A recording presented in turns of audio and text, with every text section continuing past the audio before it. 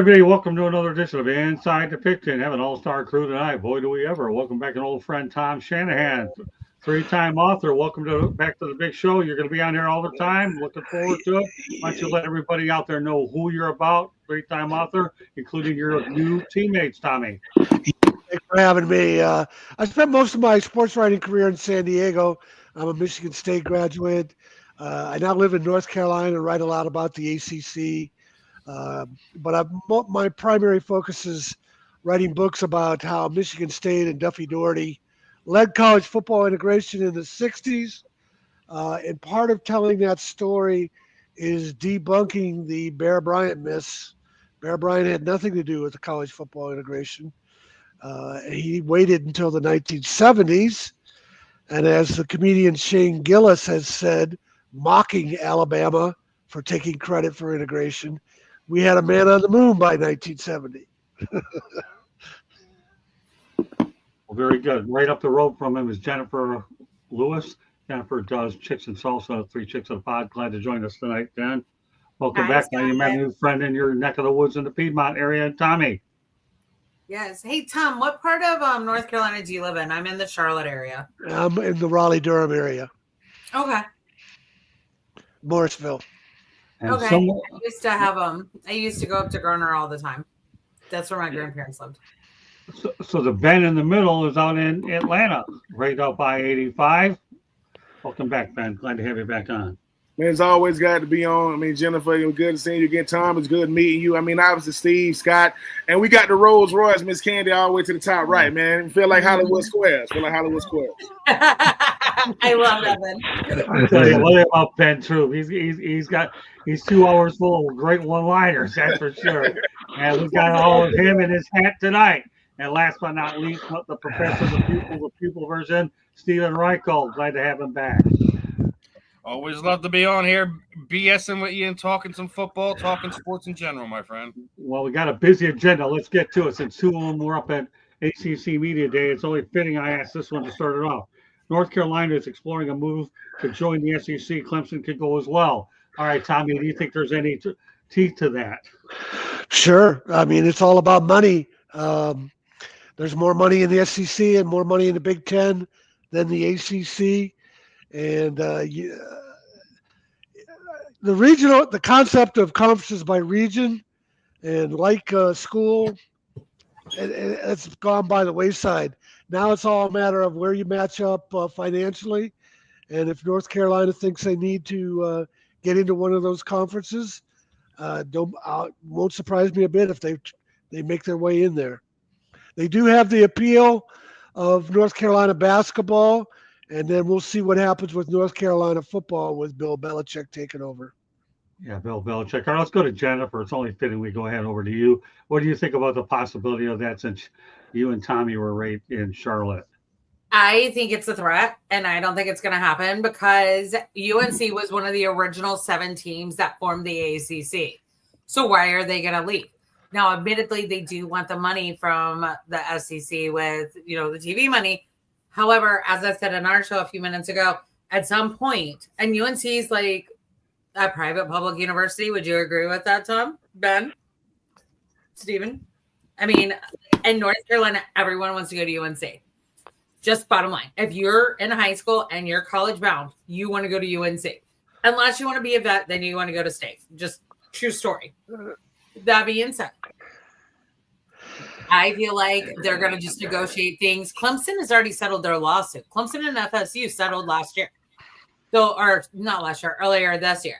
So they're staying where they are. Clemson ain't leaving. Clemson would leave before UNC. I know there's supposedly a handshake agreement, but no. Okay, I just, not yet. Not unless something, because I don't even think Belichick will be there more than a year. Okay, fair enough. All right, Ben, what are your thoughts about this? I mean, I think it's going to come down to Greg Sankey. I think when you talk about realignment, the SEC is the only one that has negotiating power, and I don't believe Clemson by itself is good enough. I believe if the SEC had its pick, it would pick UNC over Clemson because UNC does have the basketball aspect. Clemson has the football. but not much else. And I think right now the SEC is the most attractive conference to want to come to because it has a monopoly on college football. People are gonna talk about the SEC. It's the biggest media day. It got some of the biggest rock star coaches. That's taking nothing away from Ohio State and the Michigans of the world. I think that 2 years ago when Clemson was at its peak, when it had Deshaun Watson and Trevor Lawrence, they had negotiating power. They don't got that now. So now Greg Sankey gets to say, okay, I know everybody wants to come over here with us. I'm gonna tell you who everybody wants. Everybody wants Notre Dame. You're not gonna get them, but that's who everybody wants. And at the end of the day, the SEC likes universities. You know, they want the university. They'll get the University of North Carolina, maybe even Virginia. I don't see Clemson, but I do think North Carolina. If they do call your phone, you definitely got to give them. Got to give them a holler. We'll see what happens though. I could agree with you on Virginia. Okay, Candy. They're gonna go where the money is because let's face it, that's what all this is nowadays. It's all about money and how much can they get for NIL, how much can they get for booster money, because that's what makes them competitive and keeps them competitive in that market. Because that's what it's all about these days. It's not about your grades. It's not about that. It's about making money and putting the best product on the field. Actually, it is still about grades a little bit because when Caleb Love was leaving UNC, and Ben and Tom, y'all should know, y'all probably remember this, but he got where was he going for? Michigan? He couldn't go. He couldn't transfer because of his grades. He was too busy helping his girlfriend cheat on her boyfriend. You're right. You're right. I mean, this stuff in college sports, they do have to have grades in order to keep going, and keep their scholarships and stuff like that. I think there's going to be a total conference realignment. I think it's coming. Yeah. I don't know when, but it's coming because they're going to have to do something. You talk about East Coast and West Coast teams now in the Big Ten. You're flying all over the country now. ACC too. Yeah, ACC too. Cal and Stanford, and they don't have the attraction that USC and UCLA do on either coast. I never thought I would say this, but I think what we need is the super conference they've been talking about, and then you can divide these 40, 50 teams into regions, which is the way it should be. But money talks, so whatever. Follow the money. Follow the money. That's where we're going to end up. Right, so my concern with the super conference is then we get something like the NCAA. And they're already trying to do that with the thing that was signed on the last day of right after ACC kickoff ended last week. The executive order. And you're going to get that. And then a couple of years ago, like at the men's tournament, basketball championship tournament versus the women's, men had a much better locker room, food, everything. Women got nothing. So we go to that super conference. Your women who are actually outnumbering on TV are going to get screwed. Yeah, that's a good point. Everybody's overlooking the Title IX implications. Yeah. Okay. Well, let's turn it over to Steven. I want to get Jennifer in on at least 2-3 topics, and I have a couple of good ones, especially for you, Jen. Okay, go ahead, Steven. Listen, I think we all made great points. I do believe money talks and BS walk, especially in college sports. I definitely agree with Ben saying as well that this is not just a football thing. The basketball side of things is going to be another carrot why North Carolina could go to the SEC. So. It's one of these things where they're not going to be not fielding phone calls when the phone call does eventually happen. The question is can they persuade them enough to go to the SEC? I think they can. There's a lot of different points there. I agree with some things both Candy and Jen said as well. So that what it all boils down to is if they're going to leave their roots, I think it is. We're in a point where everything's in flux with college athletics. It doesn't matter if we're talking football, basketball, if we're talking NIL, if we're, however it all shakes out is that all this stuff is playing into why these teams are bouncing around from conference to conference to conference. I do agree that the super conference conversation should be something that just puts teams together by region.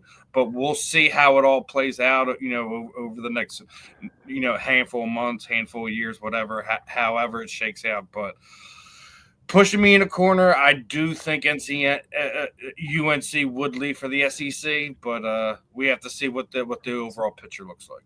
All right, I'll give you everybody the cliff notes for this. If Bill Belichick and that administration has anything to do with it, money has anything to do with it, I emphasize Bill Belichick, they're going to the Southeastern Conference. I'll make one other comment. I want to get to a couple of other topics.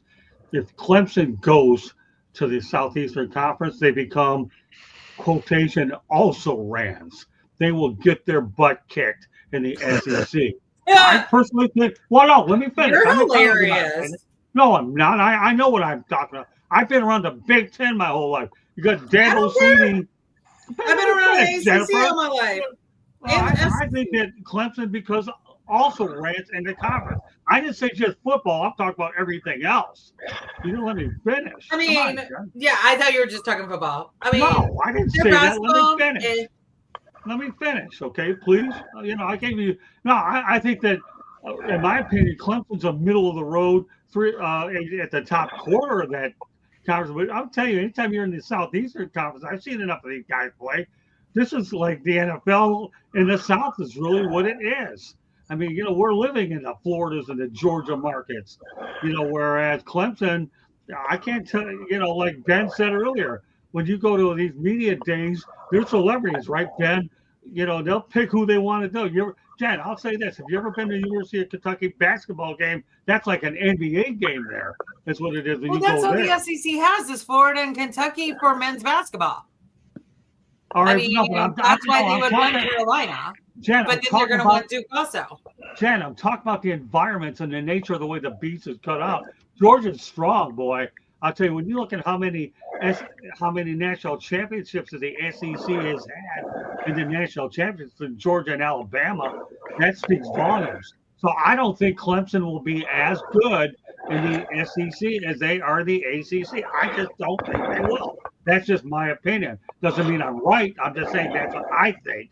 Okay. Again, I'm in the business here to talk about it. These other ones that get paid way more money than any of us to make these important decisions. I get it. That's true.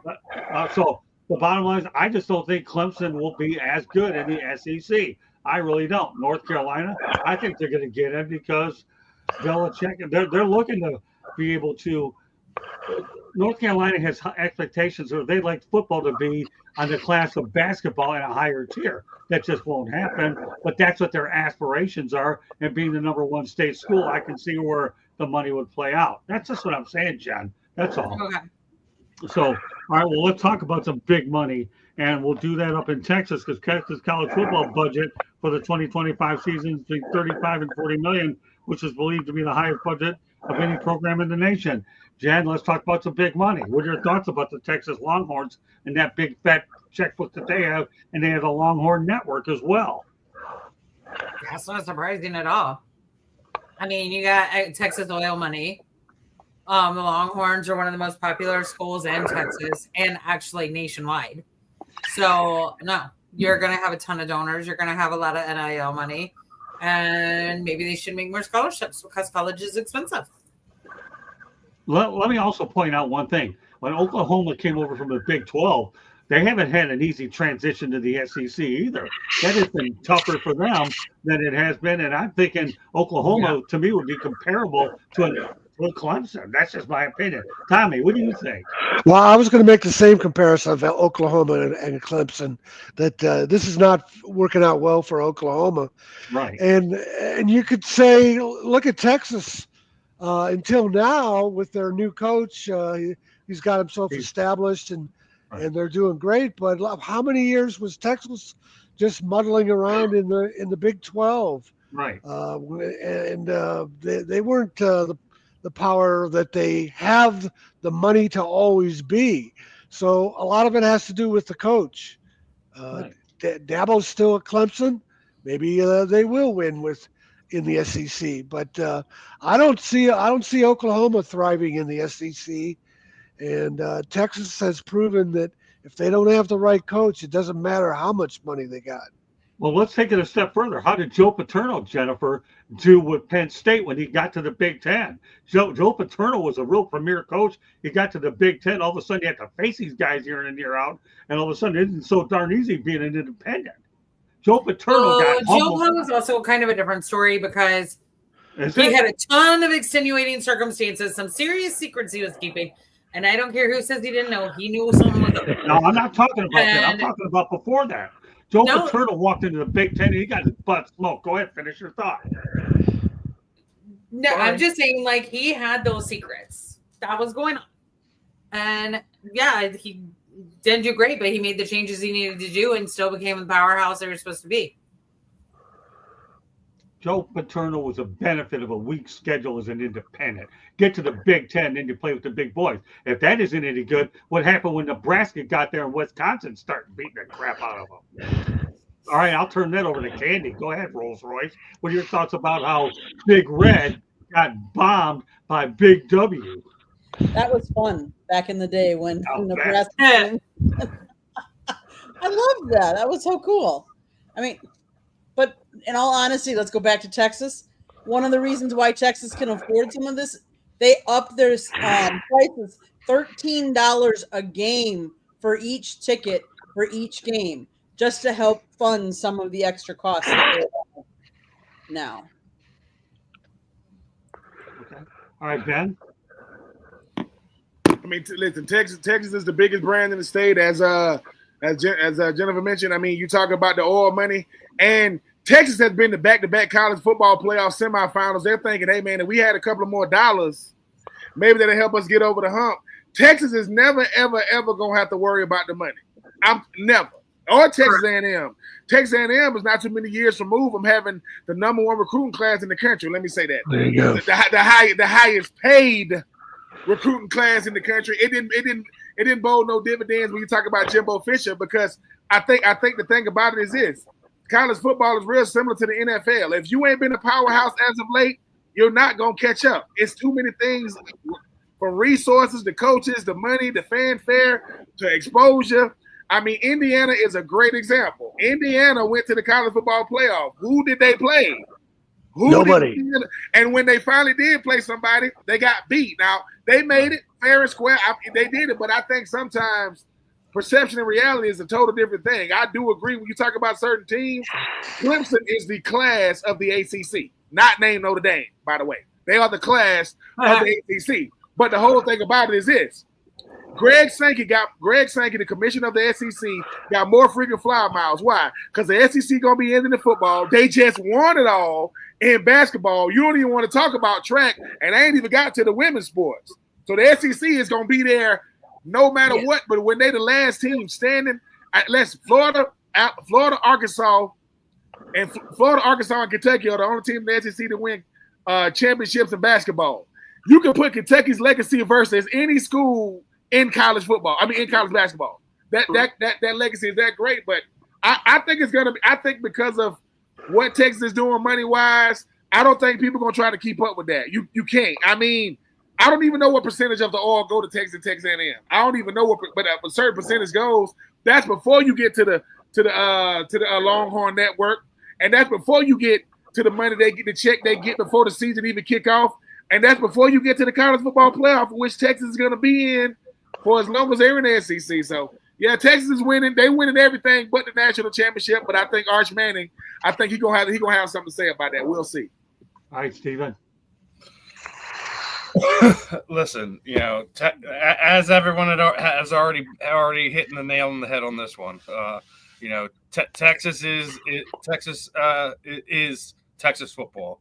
I mean, they're the belle of the ball, so to speak. So, it's not going to be. It's not no surprise that they're involved in big money talks when it comes to the football. So that they're going to continue to rule Texas with an iron fist, and they're going to 9 times out of 10 they're going to have the better recruiting classes. So no surprise here for me. All right, well, you have one more thing I want to stay with Texas. I'm glad Jennifer's on for this segment as well.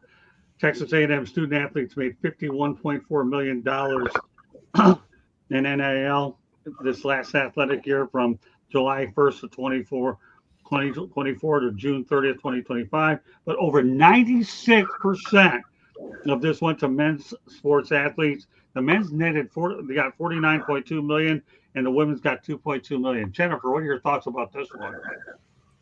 It's supposed to be fair according to Title IX, but who cares about the law anymore? And if y'all are interested in in-depth, please visit our YouTube page because we actually did a great 6-week series on Title IX from the beginnings to where it's cultivated to now. We need to revisit. Oh, there we go. We're steering them to your page off of this. Great stuff, Jen. We love to cross promote here on the big show. All right, but yeah, I mean, let's face the reality. I'm not a very good math guy, but 49.2 million is greater than 2.2 million, and that's as far as I'm going with my math at all. So, Tommy, what do you think about this? This is pretty one-sided if I ever saw it. Yeah, well, you look at the NBA and WNBA; it's the same story. Yeah. I don't know if Title IX federal legislation will factor into NIL money and revenue sharing because it's different than scholarships, and that's what Title IX was about. There are a million things to sort out, and I don't know if men's and women's sports will ever be fair because on the other side of it, this was a big controversy with Title IX, is that they were cutting men's sports to balance out the scholarships instead of just adding more scholarships to the women's side. 89-90. Yeah, and I remember this was true for high school sports when Title IX came along. They didn't double the budget for a high school athletic department. All of a sudden, they had to share the money with the boys and the girls, and then who came up short on that. Hey, Jennifer, I want to ask you another question before we go deeper in the segment. I'm going to ask you one other thing before you log off, okay? And that's this: that Indiana went out there and canceled a series with Virginia and paid $500,000 to cancel it. Do you think that that's a bad look for Indiana football that they went out there and got 3, as what you call, Dick Vitale would say, cupcakes to cancel a series with Virginia? I want your opinion on this because you were at the ACC Media Day and everybody else is going to get a shot at this, but I want to steal Jen for another segment. What are your thoughts about that one, Jen? And I want to say something else in a second too, if that's okay. Honestly, I didn't understand why they did that because paying $500,000 just not to play a game. Right. I mean, if you want to just give away $500,000, my husband just had 3 brain surgeries in 30 days. I'll take it. It was coming. But I want to say something else. And Tom, you kind of refreshed my memory a little bit on this. So they're trying to, even though right now NIL money is not part of Title IX, right? Because it's separated. But that's why it's trying to happen is Wild Wild West out there. But now with the EO that they put out, when came to you, remember this? I don't know if you gentlemen will or not, to be honest with you. But I remember we discussed this when NIL monies first started coming out. The 2 highest paid at that time NIL employees, our student athletes, were women gymnasts. Yeah. Coming from third parties. So that with that EO, now all these lawsuits are starting to roll in, blah blah blah. But yeah, so just wanted to say that because it's it sucks that a woman can't have anything when it comes to sports. But that's why Candy, Carrie, Megan, and I are out here doing our thing because we're trying to break that barrier. Yeah, that's true what you said about the gymnast, but also who was the gymnast? She wasn't getting paid and doing those advertisements on TV for being the Michael Jordan. No, she was getting it on IG. Yeah, she was getting it for being a beautiful woman. Yeah, and that's companies make more money off. That's not what women's sports should be about. That's not what we should be rewarding women's athletes for. Well, no, but it's when it's everybody. Even men are getting paid sports money from endorsements for like posting it on their IG. I mean, I agree with you in theory. It's just most people don't have traditional TV anymore. Yeah, by the way, Jen, while I have an opportunity to do this, have you by chance set up any sort of a fund for your husband's medical bills? If you do, you're welcome to go ahead and mention that on any of our shows. Oh, so somebody nominated us for cutest couple in America. So please go and vote because it'd be 20 grand. I just thought I'd put that off there for you, Jen. Thank you. No, because I'm not like, and I'm fine with like GoFundMe's for people who truly need it. Just trying to help. Just trying to help on the hubby's medical. Just trying to help on your husband's medical bills. That's why I brought it up in the first place. You want to give me 20 grand though, Scott? You can. Yeah, I mean, that's why I mentioned it to you, even though I may be a little tough on on one or two subjects that I'm too old to understand and forget. At least I know my heart is with you and your husband for sure. Okay? I know it is. And even though we yell at each other and completely disagree, at times I still love you. I still love you too, Jen. What are you talking about? Really? Seriously? Really? Or whatever hat I'm wearing tonight. All right, whatever, Scott. Yeah, exactly. That's what I'm saying. That's why I love having this girl on. Talk to you later. Ben, I love seeing you. Always love being on the show. Stephen, I think we've been on the show together before. And Tom, are you going to be at tip-off? Maybe. I'm not sure. Okay. We'll try to link up if you are. Now you guys know what each other look like, so I don't have to introduce you with the clothes business. All right? Yeah. Tell him. Tom said he's gonna make sure you're there with Florida play Duke at Duke. That's right. I mean, I mentioned that today on the website. Sounds good to me. All right. Y'all have a great night. Thank you. Jen. Thank you, Jen. Bye. All right, Ben, back to you. Let's go back to what we were talking about with the Texas A&M here, and then we'll go back in sequence. But I want to make sure that we got Jennifer on some of those key topics, although she had a limited window. Go ahead, Ben. Let's talk about the Texas A&M. How lopsided or is that? Then we're going to continue to move around. You talking about how much money they pay their athletes? Yeah, we're talking about the 49.2 versus the 2.2. I mean, what else can Texas A&M? That's where they have to look.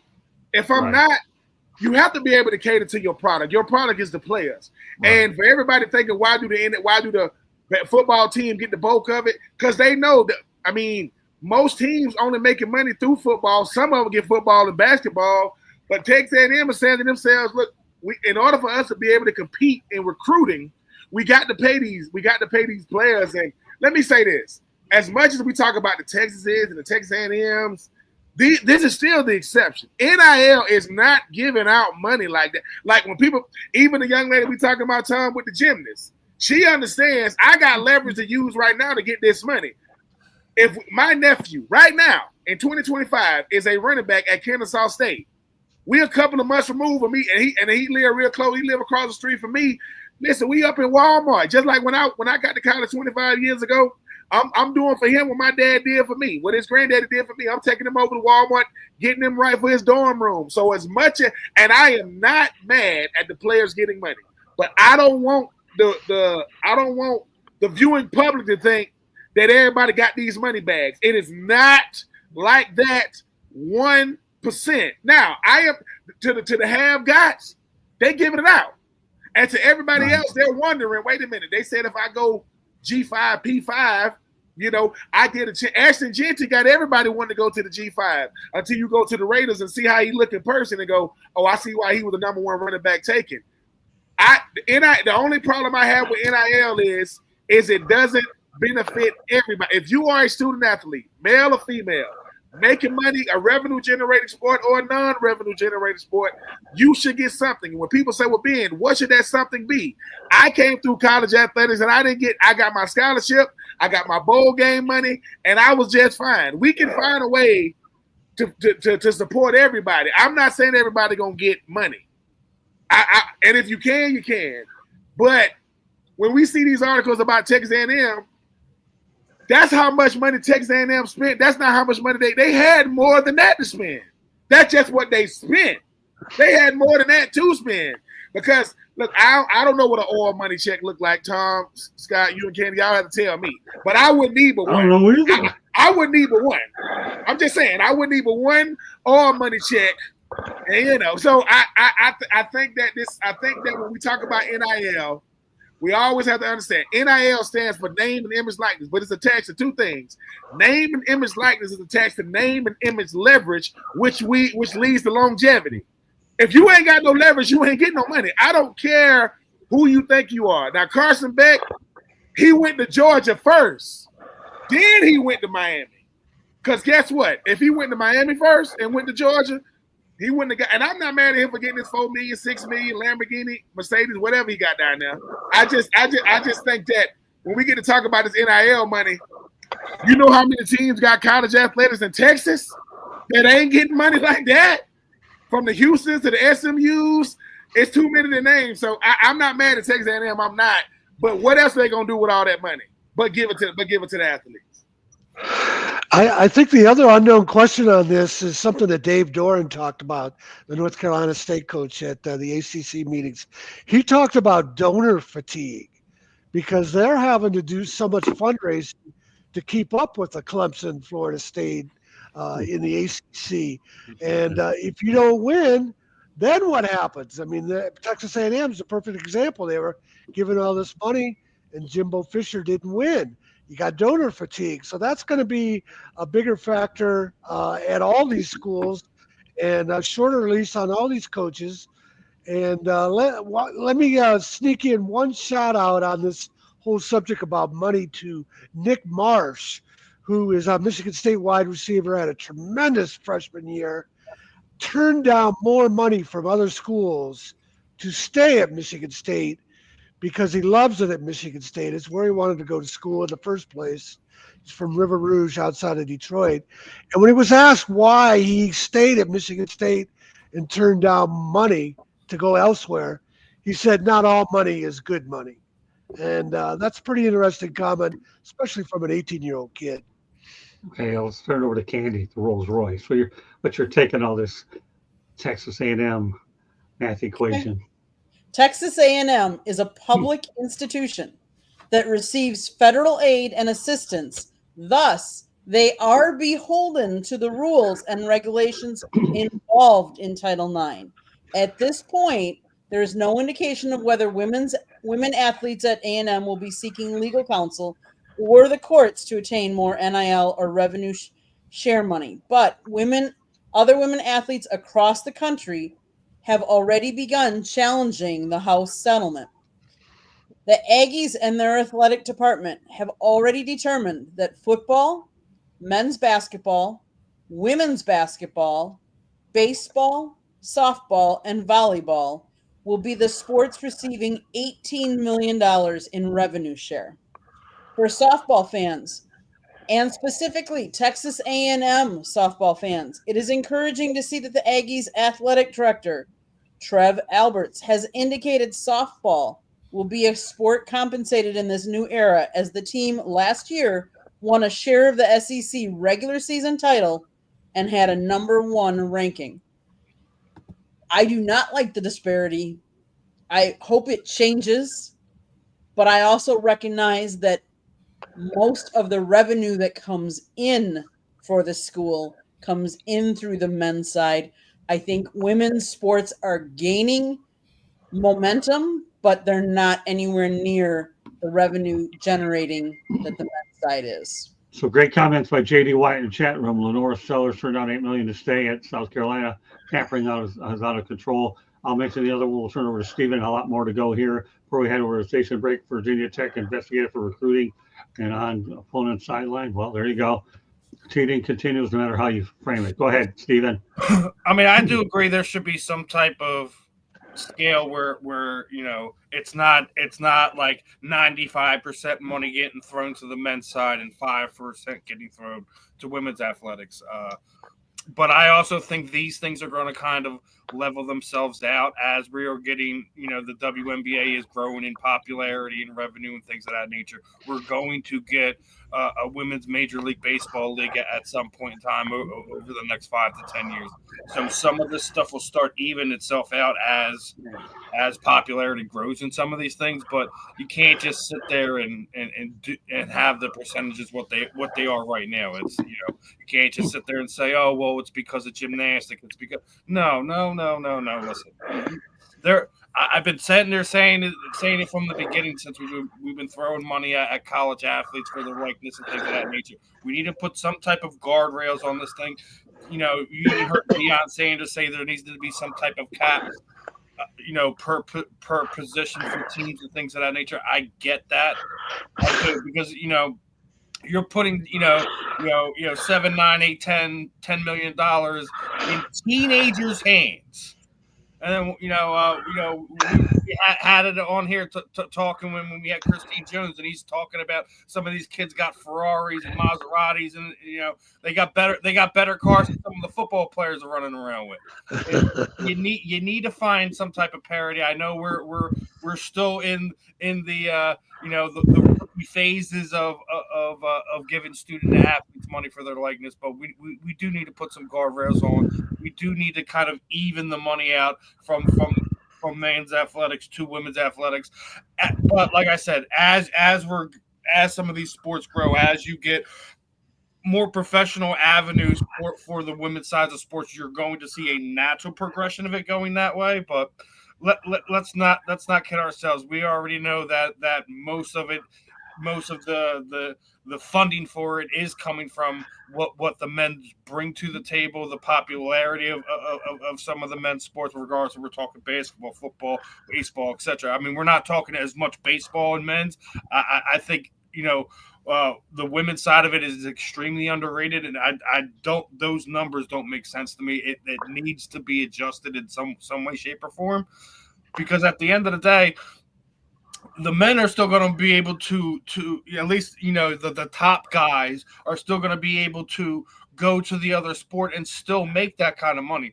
A lot of these women, these will probably be their only chances to make real money off of their likeness to moving forward, because there are no professional leagues. So I'd like to see more parity there.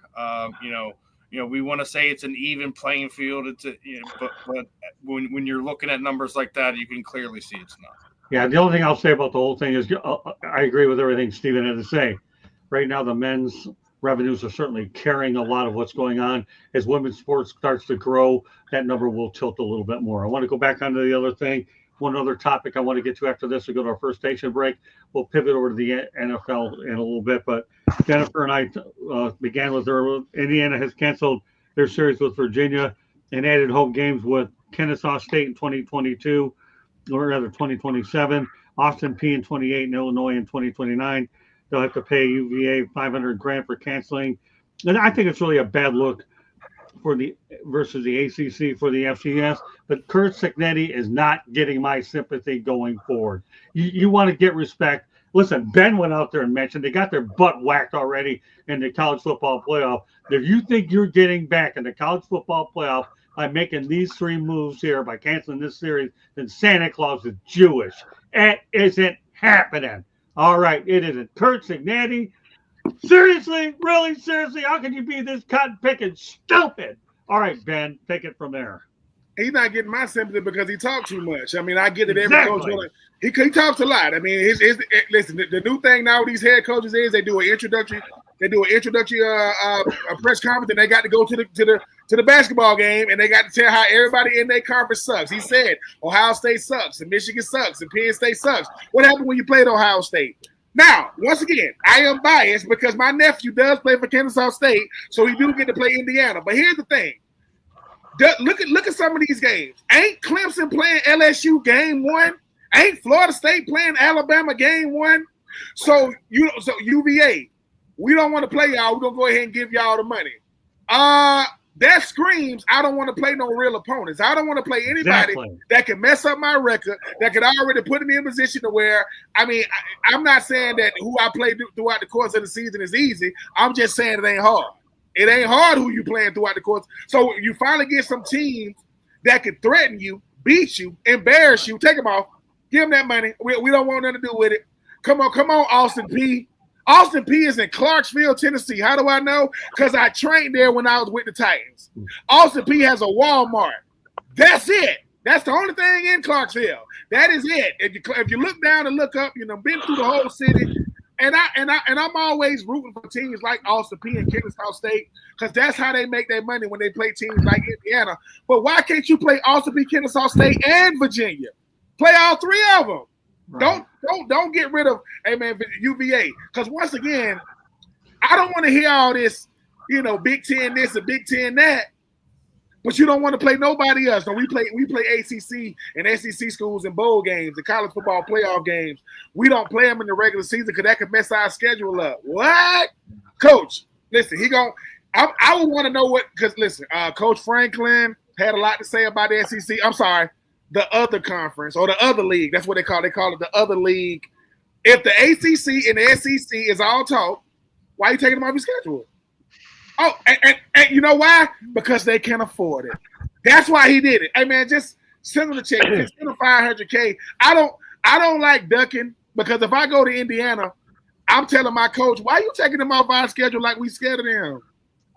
Oh man, listen. I did not say the ACC was the SEC. I did not say that at all. I'm saying if the ACC ain't that hard to beat, just play them. That ain't Clemson, right? That ain't Miami. That ain't UNC. That ain't Notre Dame.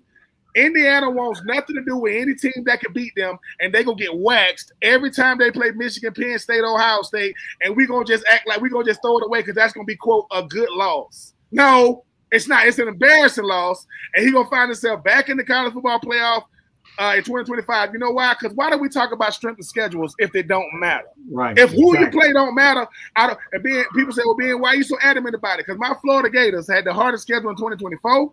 They got the hardest schedule in 2025, and Indiana has a schedule. It's not hard. They just playing a bunch of people, and they're going to lose again to a credible team on the other side, and then they're going to take UVA off the schedule. Hey, I'm going to tell my nephew, when they play Indiana, do us all a favor and beat them. What? Just beat them. Then they're going to say, oh, can't play Kennesaw State either, because they don't want to play a team that they can beat. Well, let me tell you this. I don't give a darn whether or not this college football playoffs goes to 16. Indiana doesn't belong there. Nope. We're not talking Indiana basketball. We're not. We're talking football, people. They haven't been relevant anyways. And I'm backing everything you're saying, Ben. You're 100% right. The bottom line is you don't want to play Virginia. Big deal. You're not talking the top tier ACC. We're talking middle tier ACC, and you still don't want to play them. $500,000, man. It isn't the same $500,000 that Michigan gave out to App State to lose. We're talking $500,000 in 2025, people, let alone to play these little puppets. Okay, but well point, Ben. Great minds think alike. We may not wear the same hat, but we think alike. All right, Tommy, pick it up here. Calm me down if it's possible, because in my opinion, okay, Indiana, as they say, just shut up. Really? Seriously, really? Virginia, well, as you say, they're dropping Virginia, not Clemson. Exactly. Virginia is their level of play, and they're just setting themselves up for future criticism.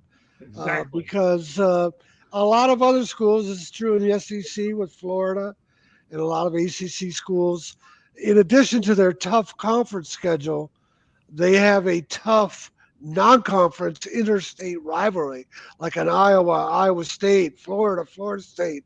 So they always have almost like an extra conference game as far as the caliber of conference play. Right. So you're setting yourself up. You're going to compare 10-2 Indiana, and I'll just throw out Iowa 8-4. Iowa probably played a much tougher schedule, and you could say the same thing about Florida or Florida State. So they're just setting themselves up to get the last chair, to not get the last chair in the playoff because of their weak schedule. All right, Candy. Isn't it ironic that in a year that Indiana does not play Michigan, they do not play Ohio State, that all of a sudden they're claiming that they're playing so many tough teams in the Big Ten because there's so many good schools in the Big Ten that they can't play Virginia and they want to switch out? I find that very interesting that the year that they don't play what's considered the tougher teams or two of the big schools, big boys in the Big Ten, and they don't play either of them this year. find that very interesting. I think, and as sad as it is, I think it's sad because I think you agreed to play a team and now you're going to back out because they might be a little too tough. Really? Come on. You play those games.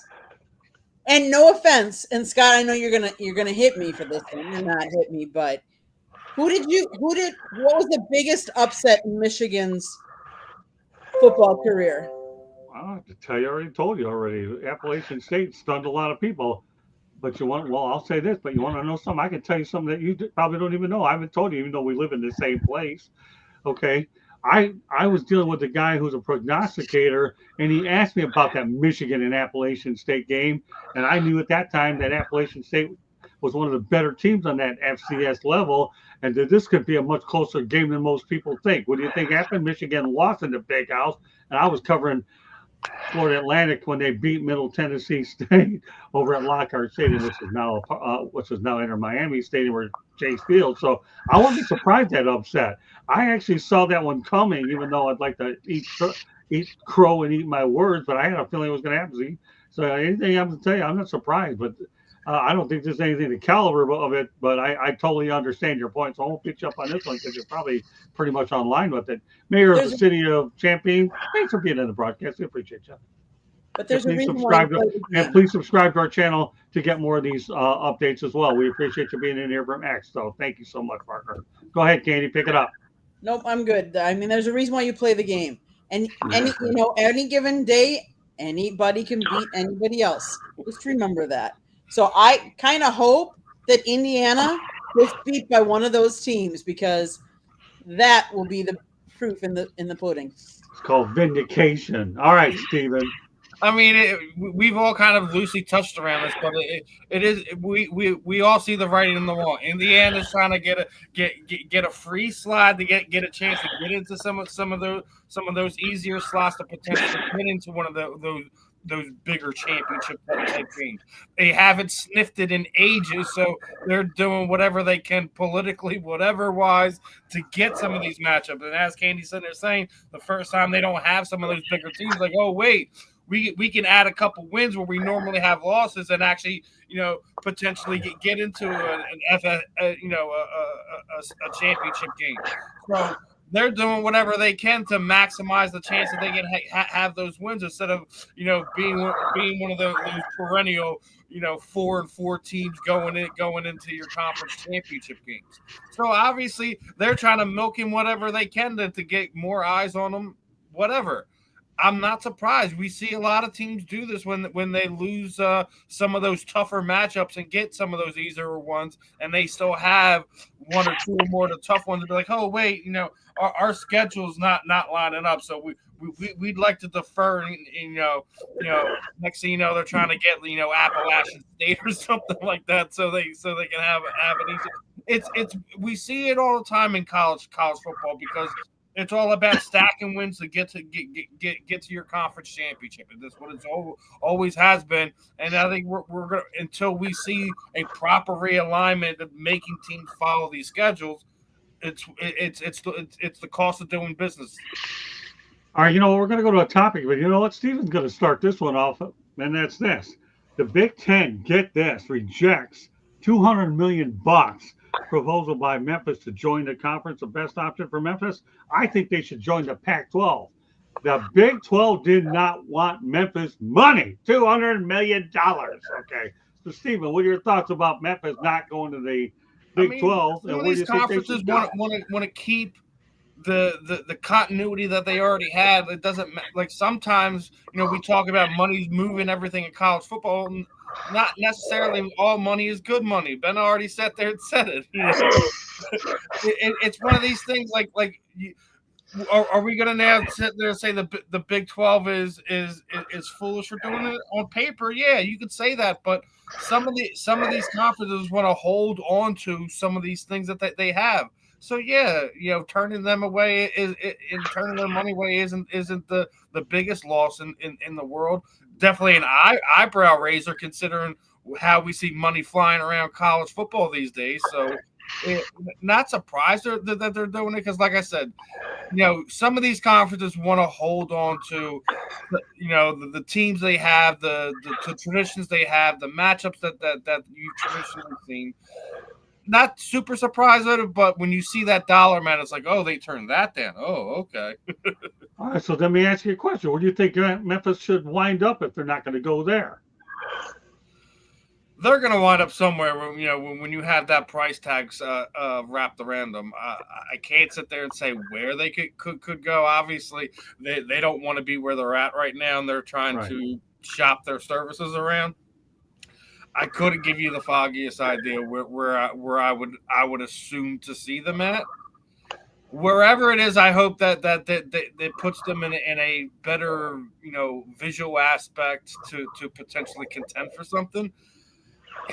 You never know these days. ACC, SEC, it's all about getting them onto the proper channels to show themselves all off to the viewing public. Well, they're probably going to go wherever they feel like they're going to get the most exposure from is where I think they're going to end up. Well, but Memphis has a good basketball program. I hear as a recent week so that their basketball program has done some things that are against the books a little bit. Penny Hardaway is there. But I personally think they should. I'm trying to be polite about it, by the way. But I think that they should end up in the newly revised Pac-12. That'd be a good place for them. That's just my opinion. What about you, Mrs. Research? What do you think about this one? Like I said, I think they're going to eventually have to redo all of them because you're going to. But I'm talking about Memphis. I know they're going to redo all of them. That's not the question. Nice try, Barry Sanders. He wants us to get married to saying this is where they're going to end up. Candy's got some good moves, but she didn't get around this tackle. Give me the correct answer this time, Candy. Where should Memphis wind up? And kind of walks around. They took $200 million. Right. I know that the pupil's trying to intercept my question here. Nice try. What do you think, Candy? I don't think the ACC is going to have them. Big 12, I don't see it. I don't see the Big 10 adding them. And all the other conferences, are they going to go Pac-12? I don't see it. I think they're going to end up staying where they are, but money talks. The question is who's going to listen? Well, keep in mind one thing: SMU isn't getting paid a nickel in the ACC. The only way their boosters are paying their way in there for 10 years. So any money they're going to get is through their postseason, which sets up Ben Troop really well, doesn't it, Ben? Yeah, I mean, number one, the audacity of the Big 12. Really? That's how you feel? So you telling me we good over here?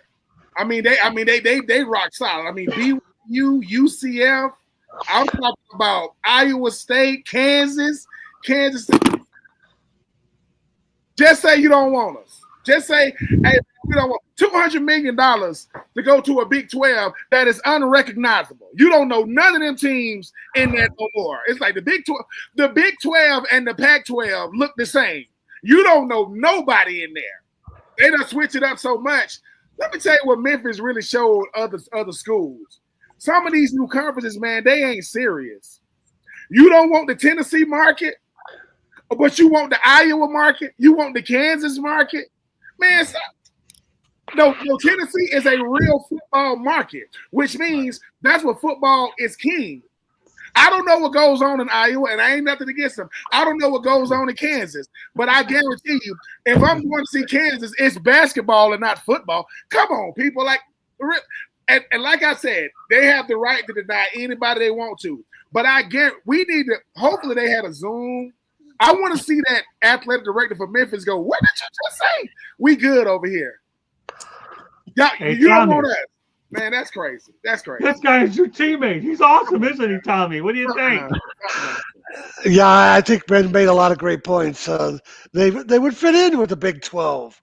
I mean, what's the difference between them and UCF and some of those other schools? The Pac-12, they're not. The Pac. How much better difference is there between the Pac-12, the new Pac-12, and the American Athletic Conference? I guess it's just now the American now. There isn't much difference between that with the new conferences, as long as UCLA and USC TV viewers are following the Big Ten. The Pac-12 is never going to be what it was before. No, Tommy, but I'd say one thing, the difference between those, though, is the prestige of being in the new Pac-12 and the ability to rebuild it, I think, would be the intrigue. And I'm going to piggyback off of what Ben says. How on earth do you not want a market in Tennessee? I am totally on board the Ben Troop train, and I think his hat looks great every time we see the darn thing. Yeah. He doesn't have to have anything, like, really seriously, really on it. It's just a hat. But I think that's the only reason I even brought up the Pac-12 into this whole equation, because it's a chance to be able to know that you can fish near the top of a conference, which doesn't really have a new identity yet. They're just trying to stay alive. And the fact that there is some good football talent in Tennessee and $200 million, I don't know a lot about what goes on in Iowa either, in Kansas as well. I really don't. But the reality is they don't either. So, all right, I'm going to go to one more college topic. They don't know what's going on. Gonzaga is in the Pac-12. Gonzaga's in the Pac-12, and it's for basketball. Man, exactly. Well, so what? That's good. I'm not mad at Gonzaga, but you know what? Texas State is in the Pac-12 now, right?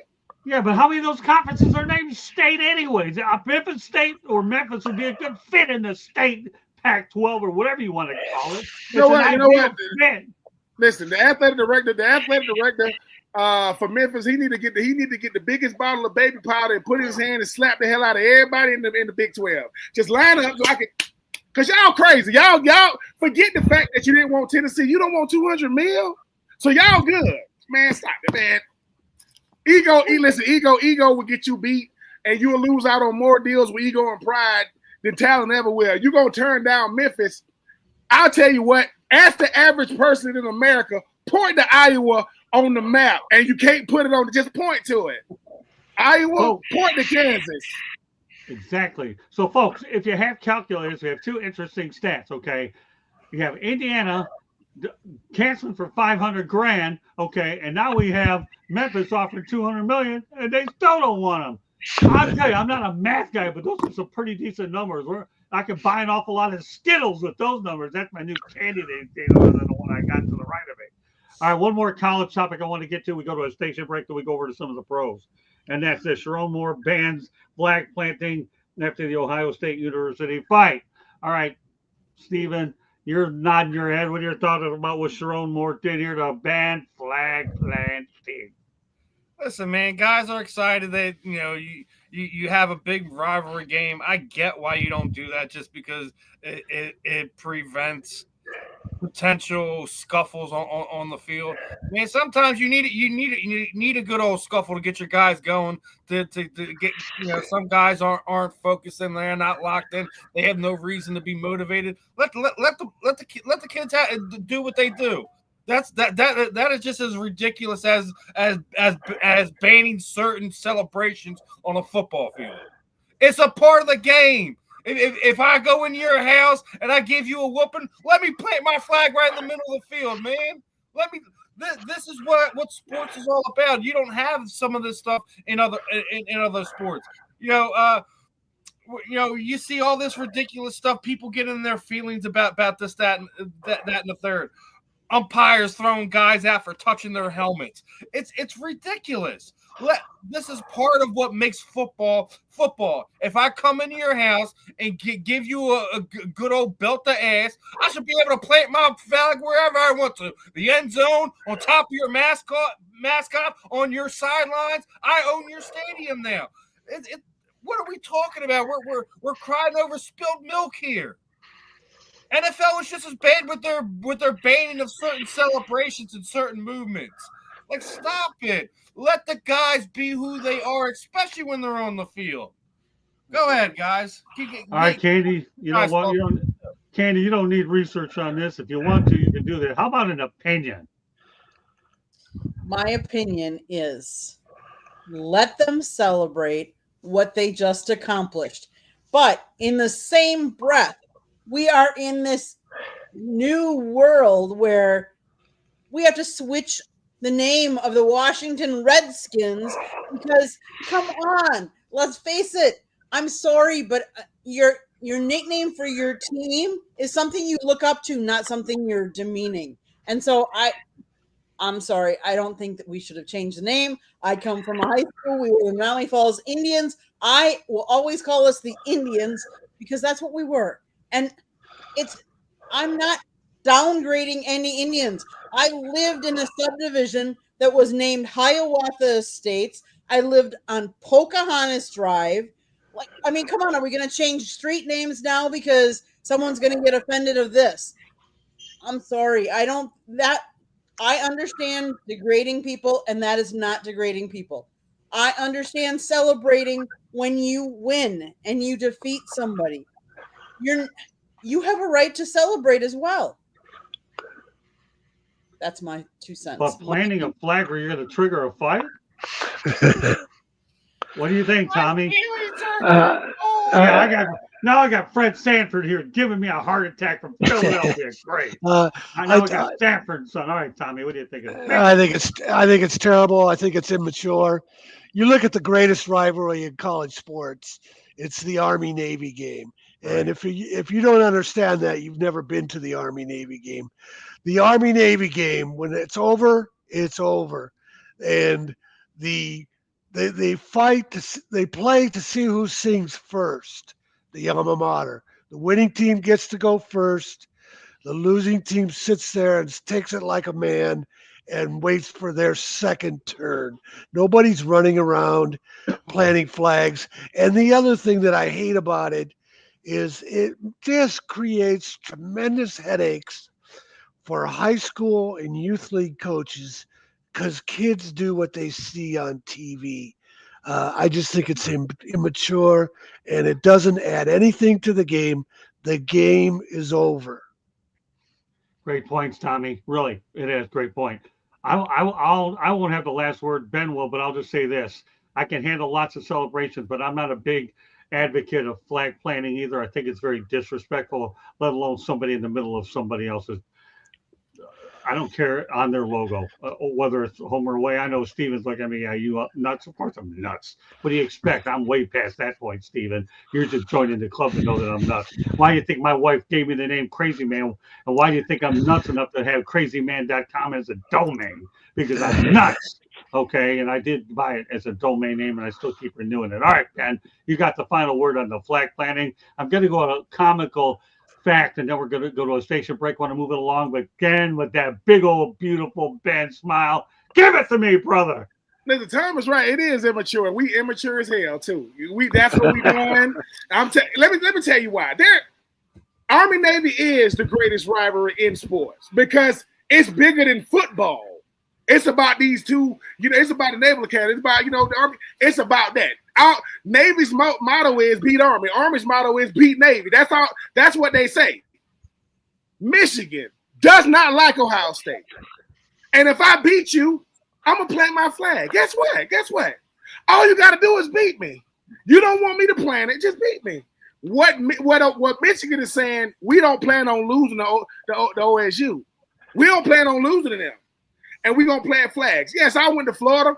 We plant the flag in Florida State. Florida State walk out Florida field. They already got a gator head. That's what you're gonna remember. The game is one thing.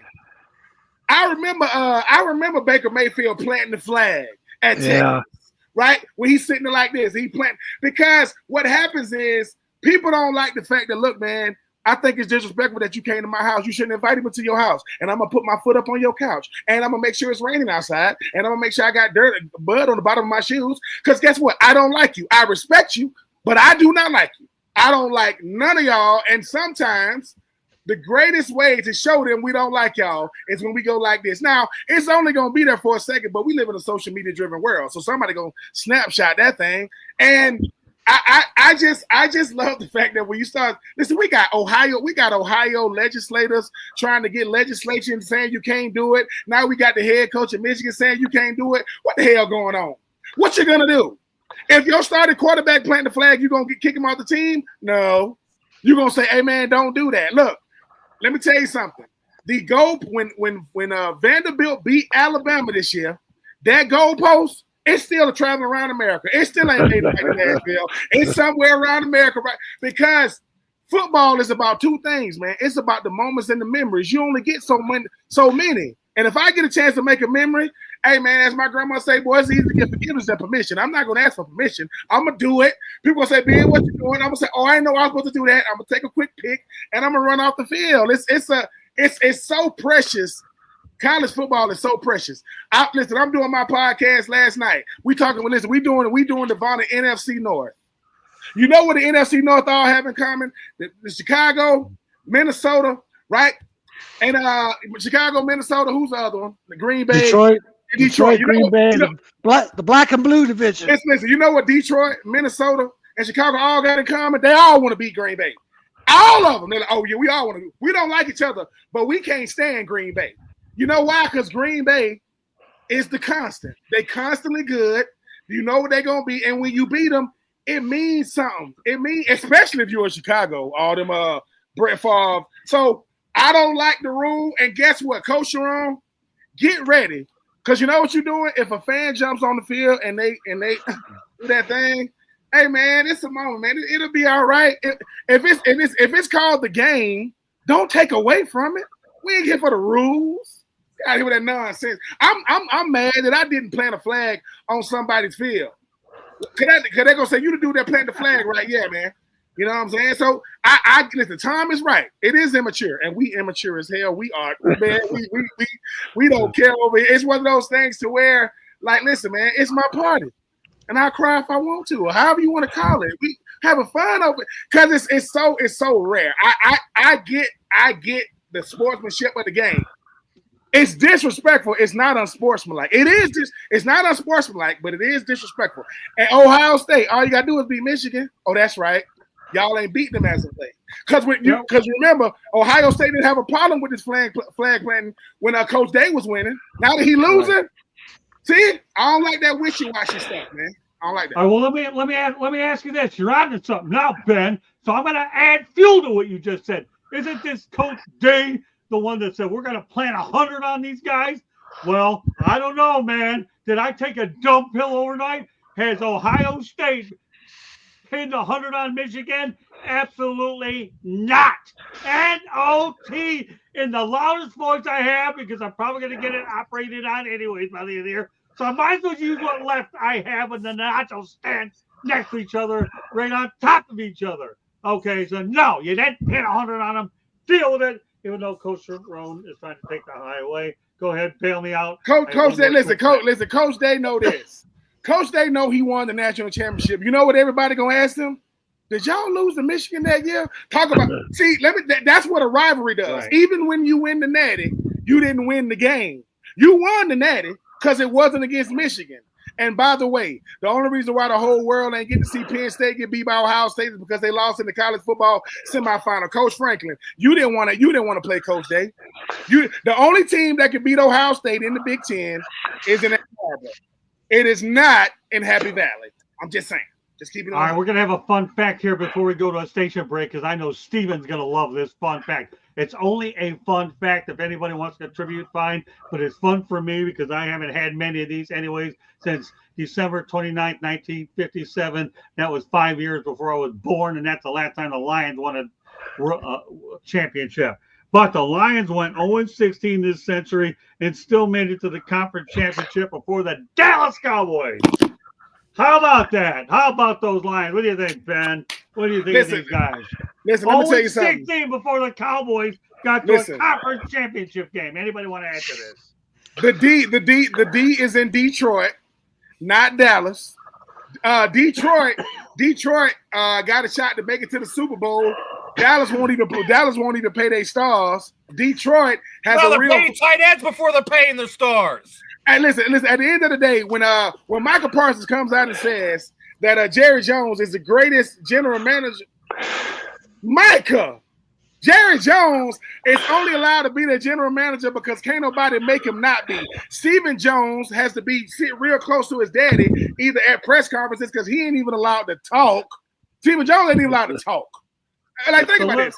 I'm just saying. I love it though. The Dallas Cowboys. Let me tell you something.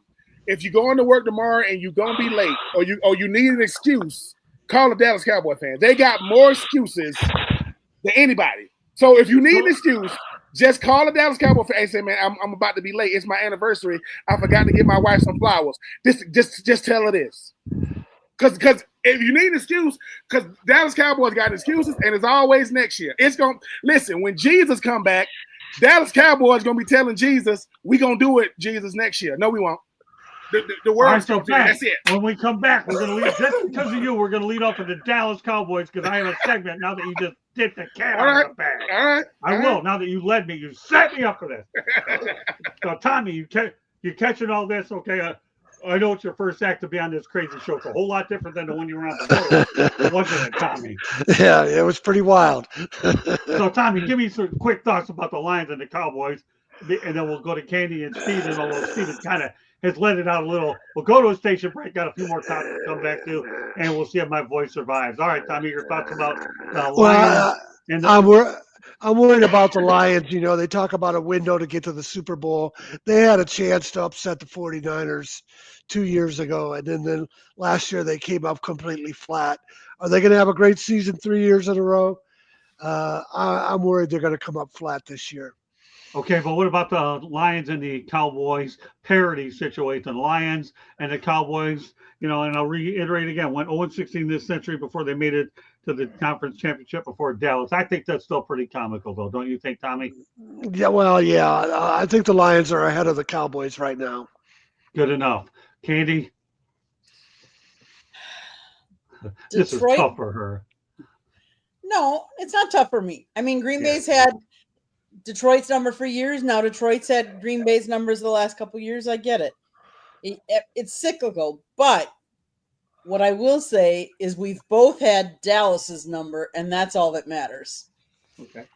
I'm going to just say this. Listen, as long as Jerry Jones is the owner, general manager, the Dallas Cowboys will continue to be the kicking boot of every media member, football, football analysis. They real great in September. How about October, November, December? They start here and just go right down the cliff. As far as what Tom's sitting there saying to this, Dan Campbell has changed the culture there. They had so many injuries last year, and they still wound up making it to the divisional round.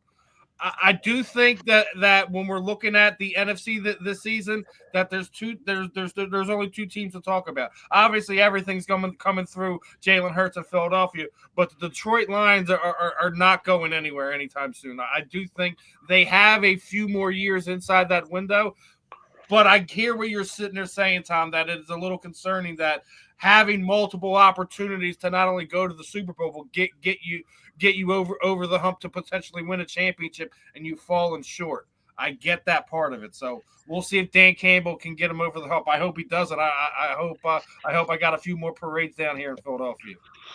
All right, we're going to a station break. Candy, go ahead. South Florida Tribune Publishing Company published a book, Lessons from the Microphone, Tuning into the Enduring Wisdom of Visionary Leaders. It is written by our host, Scott, the Motor City Madmouth Morganroth. Talks about his 40-plus years in the media business and how it has evolved.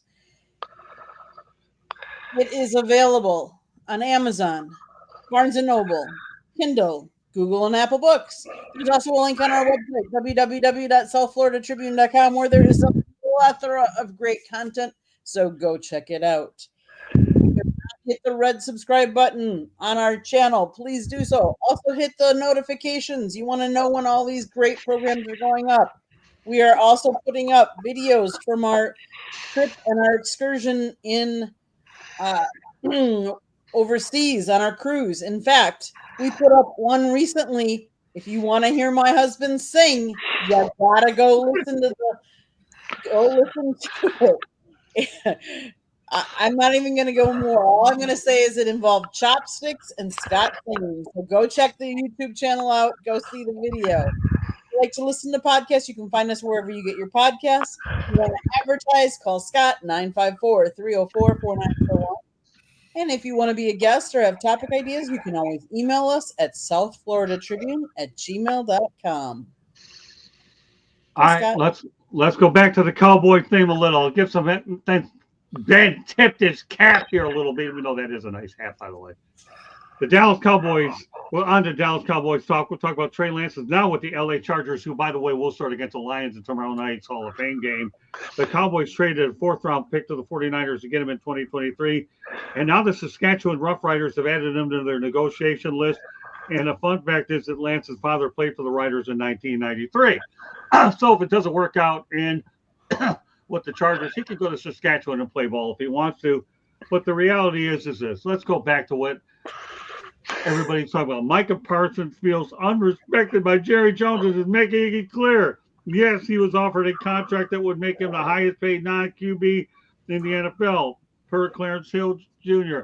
Do you guys feel that Micah Parsons is disrespected, unrespected? If you do, everybody say, "Aw." Steven. I think. Listen, I think the fact that Jerry Jones is trying to do what Jerry does, and Cowboy fan, let me know about this. If you look at when he's announced contracts over the last few years, when typically when was Dak's contract announced? When was CD's in the middle of the season, the first few weeks, he does whatever he can to steal headlines to deflect of whatever his team is doing on the field. I guarantee you, we're by the time we're in week 3, we're going to be hearing about Micah Parsons' contract. But to what had happened over the last few weeks, the press conference with Stephen Jones and Jerry Jones, where he's basically throwing Micah and Dak under the bus, talking about injuries. He gets the wrong games missed injuries for Micah as he's trying to throw him under the bus. So what happens is when they're actually at practice, both Micah and one of the quarterbacks are sitting down there having their own little press conference on the field. And yes, he should absolutely feel disrespected. They just signed their tight end to a multi-year deal, and they still haven't paid this man. You're watching all these great pass rushers get these big contracts, while you're watching the number for Micah going up and up and up and up and up. So when everything's said and done, they're going to have to pay Micah almost $35 million a year to get him to sign it at this point in time. I think what he's doing is stupid. It's costing the Cowboys cap space and money in the long term. And Micah Parsons is arguably one of the better top 3 pass rushers in the NFL, regardless of not showing up in the playoffs, only having X amount of sacks when it comes to the Dallas Cowboys. You have a limited opportunity to get sacks in the playoffs as it is anyways. So you're looking at as his stats. He is one of the best pass rushers in the league.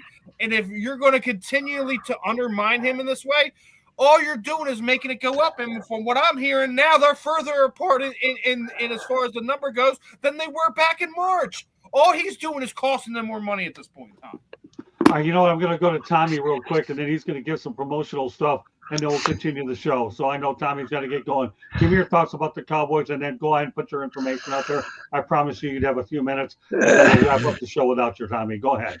Talk about the Cowboys first. Well, yeah, like you're talking about Jerry Jones, who wants to be bigger than the team, bigger than the players. You know, the Cowboys used to be about iconic players like Roger Staubach and the great receivers they had, Emmett, or running back Emmett Smith, yeah, was stuck on Thomas for some reason. So it's just a disgrace. You know, it's a good reason to always laugh at the Cowboys. It's one I always enjoy Stephen A. Smith laughing after the Cowboys are embarrassed. But that's Jerry Jones. He wants to be bigger than a team. He wears coaching shorts around the office instead of like most owners are wear their suit. So the Cowboys are a joke. And if a guy like they're a joke. All right, so Tommy, go ahead and let everybody know. Now, just so you know, Tom Shanahan will be on our show, right, Tom? Every Tuesday night. He Looking will forward be, to it. So we're going to have him on as a regular every Tuesday night. So, Tom, why don't you give everybody an idea what you got going on, and then we'll wrap it up with the other topics. We'll make sure you got the Cowboys one in, Tommy. The floor is yours. Yeah, I'm kind of in semi-retirement. My focus now is I've been writing books about how Michigan State has led college football integration under Duffy Daugherty in the 1950s and 1960s. I have 2 books. Ray of Light and The Right Thing to Do. You can find those books on Amazon or Barnes and Noble.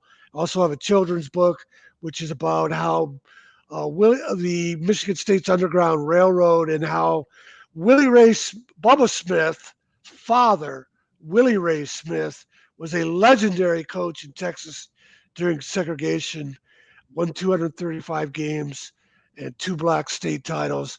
And he steered a lot of talent from the South to Duffy Daugherty because he trusted Duffy Daugherty. He was the chief engineer of the Underground Railroad. He doesn't get the credit he deserves.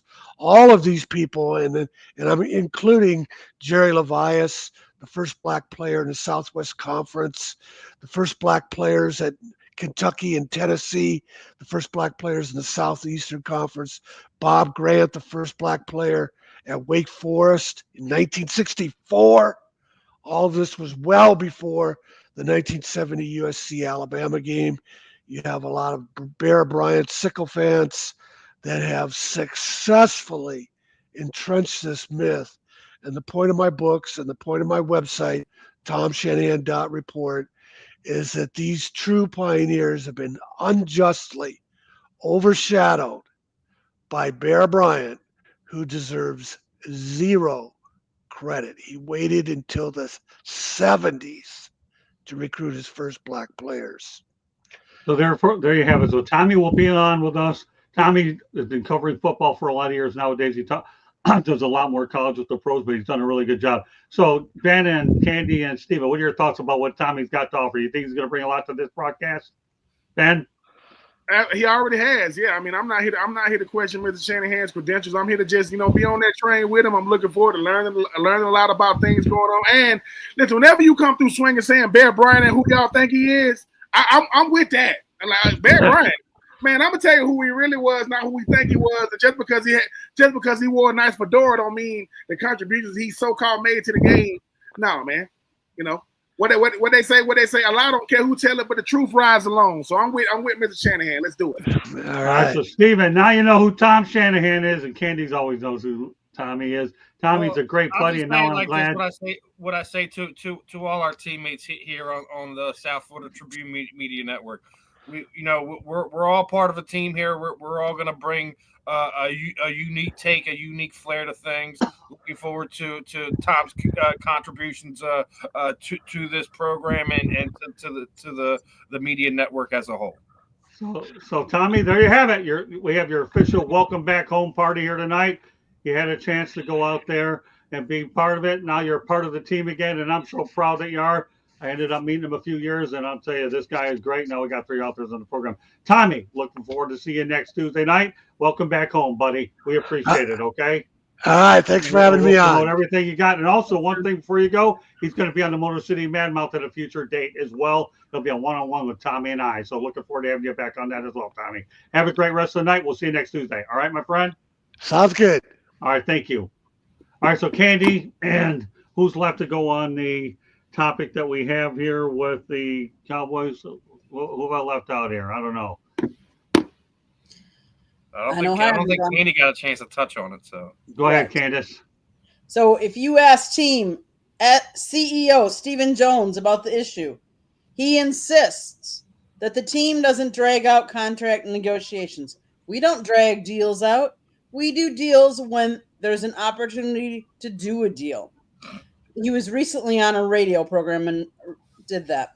But let's face it, had the Cowboys hustled to make Parsons the highest paid non-quarterback in the league last year, they likely could have gotten a deal done for somewhere around $34 million per year, which was the highest mark at the time. That number has since grown to $41 million per year thanks to TJ Watt's recent deal with the Steelers. So you tell me, is your opportunity better now that you're going to pay him more, or was it better last year when you could have paid him less? Great stuff. Anybody else? We all talk about it. Ben, you had your piece. Yeah, it's beyond disrespectful because Michael Parsons, What people don't know about him, he's been in the league 4 years. He was defensive rookie of the year his first year. He's first team All-Pro. Second year, first team All-Pro. Third year, second team All-Pro. And last year, even though he missed games, he was a second team All-Pro. Max Crosby, who got the money that he got, you know that Max Crosby has never been a first team All-Pro. Never. I'm not taking away the type of game he has, but Max Crosby has never been a first team All-Pro since Michael Parsons, who got drafted as an off-the-ball linebacker who got moved to defensive end, has done nothing but have double-digit sacks since he got drafted.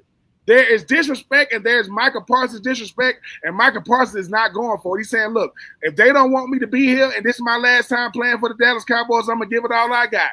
Good teams are good teams because they make good decisions. Great teams are great teams because they make great decisions. And bad teams are bad teams because they make dumb decisions. I will let you guess which one the Dallas Cowboys is. And you know what? That's exactly why I went out there and satirized them with the Detroit Lions in the first place, leading into this segue to begin with. The Lions, obviously, as I reiterated before, okay, dating back to their 0-16 days, Cowboys haven't made it to a conference championship, haven't been relevant since Jimmy Johnson left, even though Barry Switzer was handed a ring. And I can tell you one thing, if I play the interview one of these days, I'm not going to play an excerpt of that. I'm going to say, as far as this, they won despite Barry Switzer. People, exactly. if people pay attention to it, Troy Aikman was having literal arguments with Barry Switzer that entire season because he could not get them to play the way Jimmy Johnson to play. Precisely my point. He was trying to get him to hold some of the players accountable, and he was like, "Would you want me to cut Michael Irvin?" He's like, "No, you don't cut Michael Irvin. You cut that guy. You cut that guy. You cut that guy, and then you hold them accountable to do their jobs." In fact, he was handed a golden opportunity, and they've been irrelevant since then because Jerry Jones has to put his finger in the pie. Well, if he's not the center of attention, there's a major problem going down there in Dallas. I don't get it. You look at other franchises that have been good for over that period of time. Robert Kraft, his name is synonymous with winning. Is he out there in the media holding press conference, having radio shows for him? No. And that's why they became a great franchise, because he let the team on the field do the talking for him, not himself. Go ahead.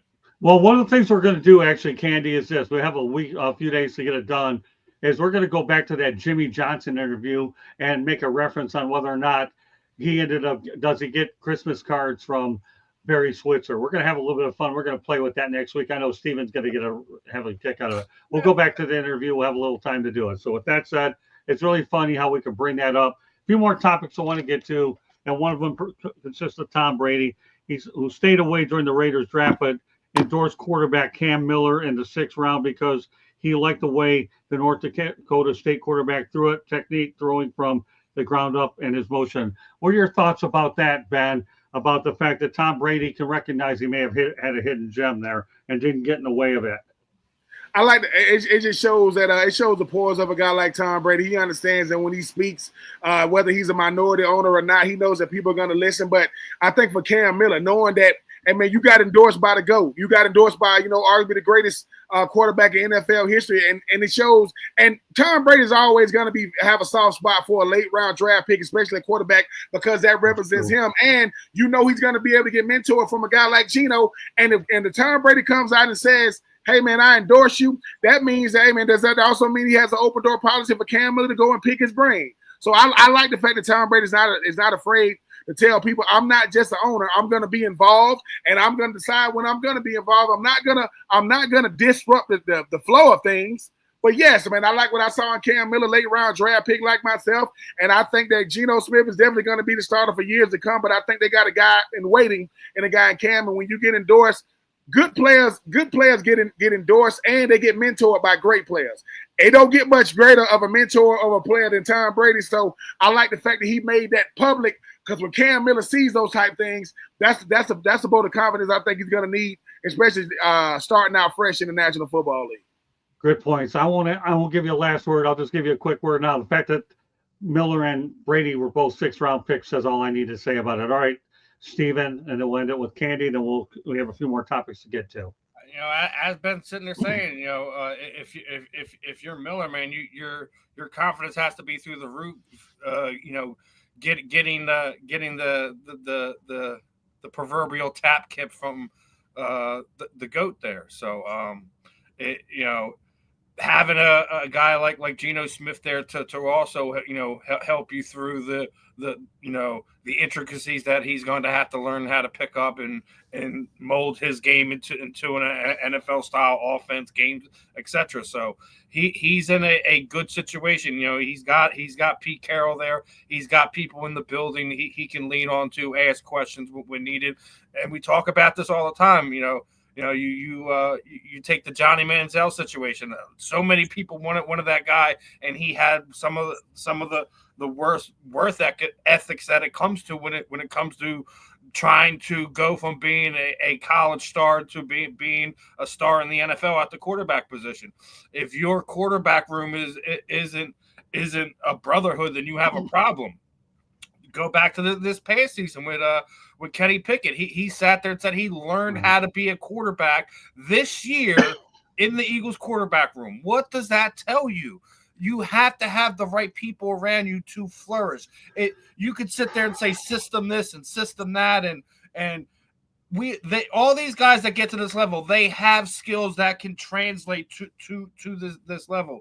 You have to have the right team around you. You have to have the right people willing to put you in a situation where you can help your team winning moving forward. If the third guy on the third quarterback on the roster can't play and you have injuries, you have a problem. He should be able to play.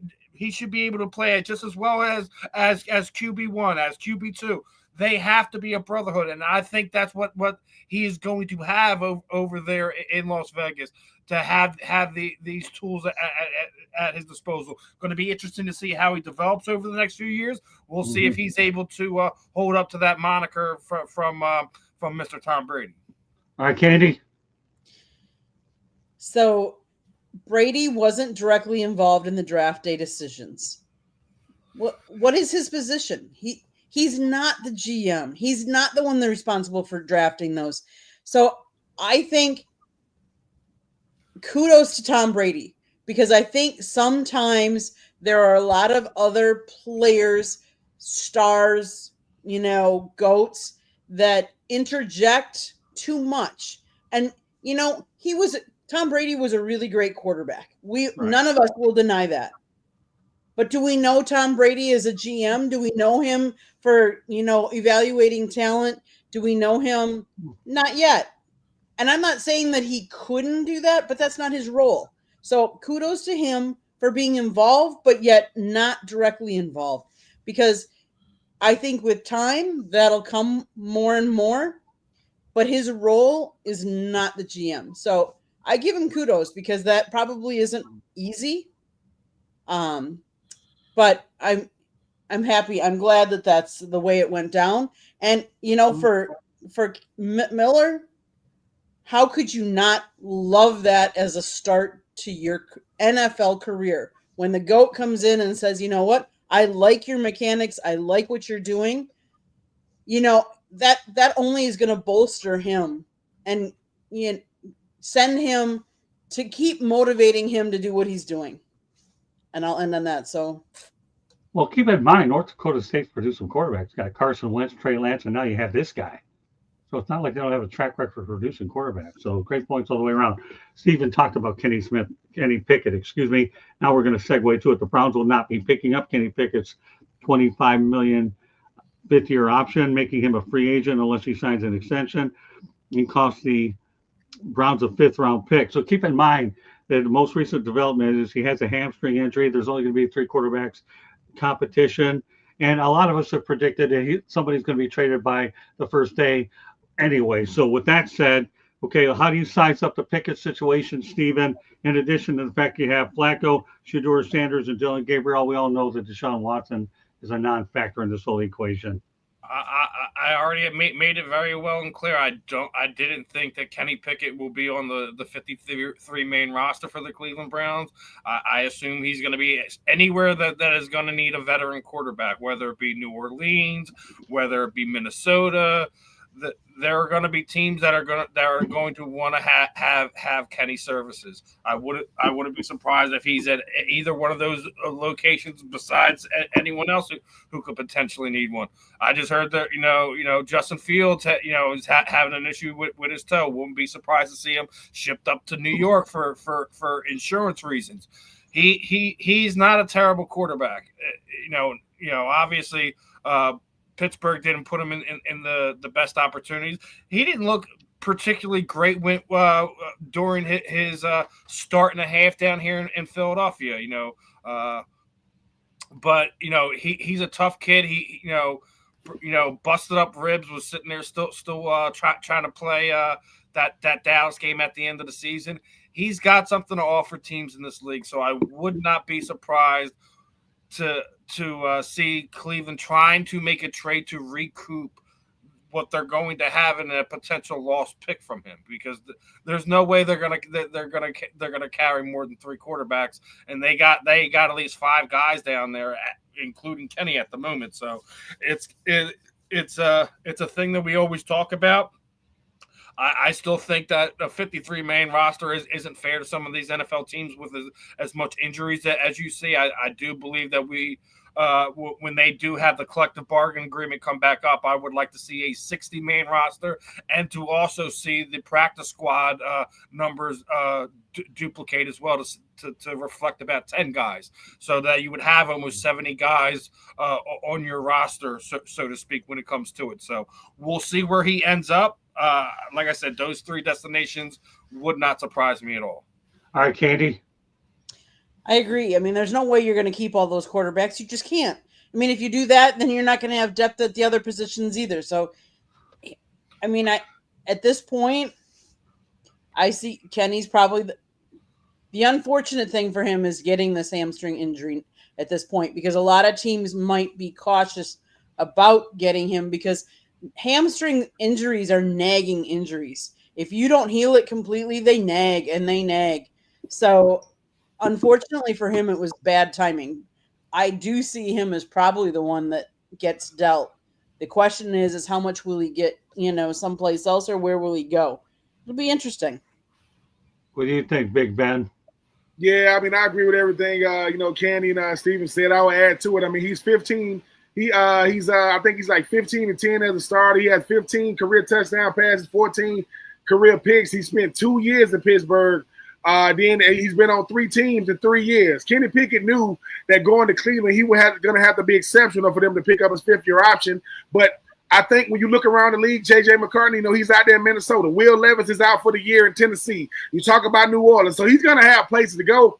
But he understands his role, and he learned this role in Philly, saying, I just need to be a good Robin.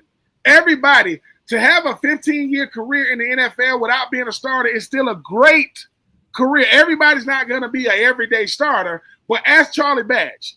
Ask Daniels, that play behind, Chase Daniels that play behind, Drew Brees. I think we get caught up in the situation and not, hey man, find the best situation for me. He showed that unfortunately, he was caught up in a trade when Myles Garrett said he wanted a Super Bowl winning quarterback. Kenny Pickett didn't know that was going to be him, which it was a Super Bowl winning quarterback. So Myles Garrett did get what he wanted when you talk about his deal. But I think Kenny Pickett is going to be fine, because he's proven that when you need him to fill in, he can fill in. And if Kenny Pickett is being honest, he don't want to be in Cleveland. He's just happy to. He's just a professional. He'll find himself somewhere else, because I think if you ain't a top 15 quarterback, somebody's looking to replace you anyway. I think with Tennessee, like I mentioned, Minnesota, and New Orleans, and dare I say this, not saying it's going to happen, that situation up there in Indy with Daniel Jones and Anthony Richardson, if Anthony Richardson is not the starter, I don't know how much longer they're going to keep him around, because they don't want to have to – that's a lot of money being the 4th overall pick. So Kenny Pickett is going to land on his feet. I just think this is a part of the growing pains. Like I said, he's been on 3 teams in 3 years. And Kenny Pickett, don't feel bad. Mike Tomlin has done everything. You know what he can't do? He can't pick quarterbacks. Because since he's had to pick one, he's done a really, really awful job of doing it. Well, the only thing I'll say about this thing is, number one, Kenny Pickett is a Super Bowl ring. Nobody can take it away from him. And number 2, if you're looking for a good Robin, let's go back to the University of Michigan. Chad Henne was a pretty good one, too, which enables me to segue next to another former Michigan Wolverine. How will Donovan Donovan Edwards do as a member of the New York Jets. What do you think, Ben? I mean, here's the thing, right? When you get to talk about this Jets team as a whole, anytime you're bringing somebody new in, I mean, it's not the player, it's the scheme. The thing about the Jets, I'm gonna keep saying this: it's not the players, it's the scheme. I love what they're doing. Do I think Donovan's gonna be a good fit in? I think he really, really can. But this is gonna come down to how volatile is this team? Because with Aaron Glenn being a new head coach, what does new head coaches mean, Candy? What does new head coach Scott? What does new head coach Steve? New culture. You are starting over, which means it's not the player, it's how do I fit into this culture, to this team, to this scheme? Do I think he can fit in well? Yep, but it's going to come down to how much of a mess did Aaron Rodgers leave the Jets? And once I see that, I'll know more about how every player is going to fit in up there. That's fair enough. Okay, Candy, talk about old Donovan. Yes, the Jets, Aaron Rodgers left the Jets. Good. The Jets have never been a great team. I mean, let's face it, unless you go way back. But can Donovan Edwards have a career there? Sure. Whether it will be a good career, that remains to be seen. Will he have success this year? I think for any position that you go into, I think running back is probably one of the best positions as you're coming out as a rookie.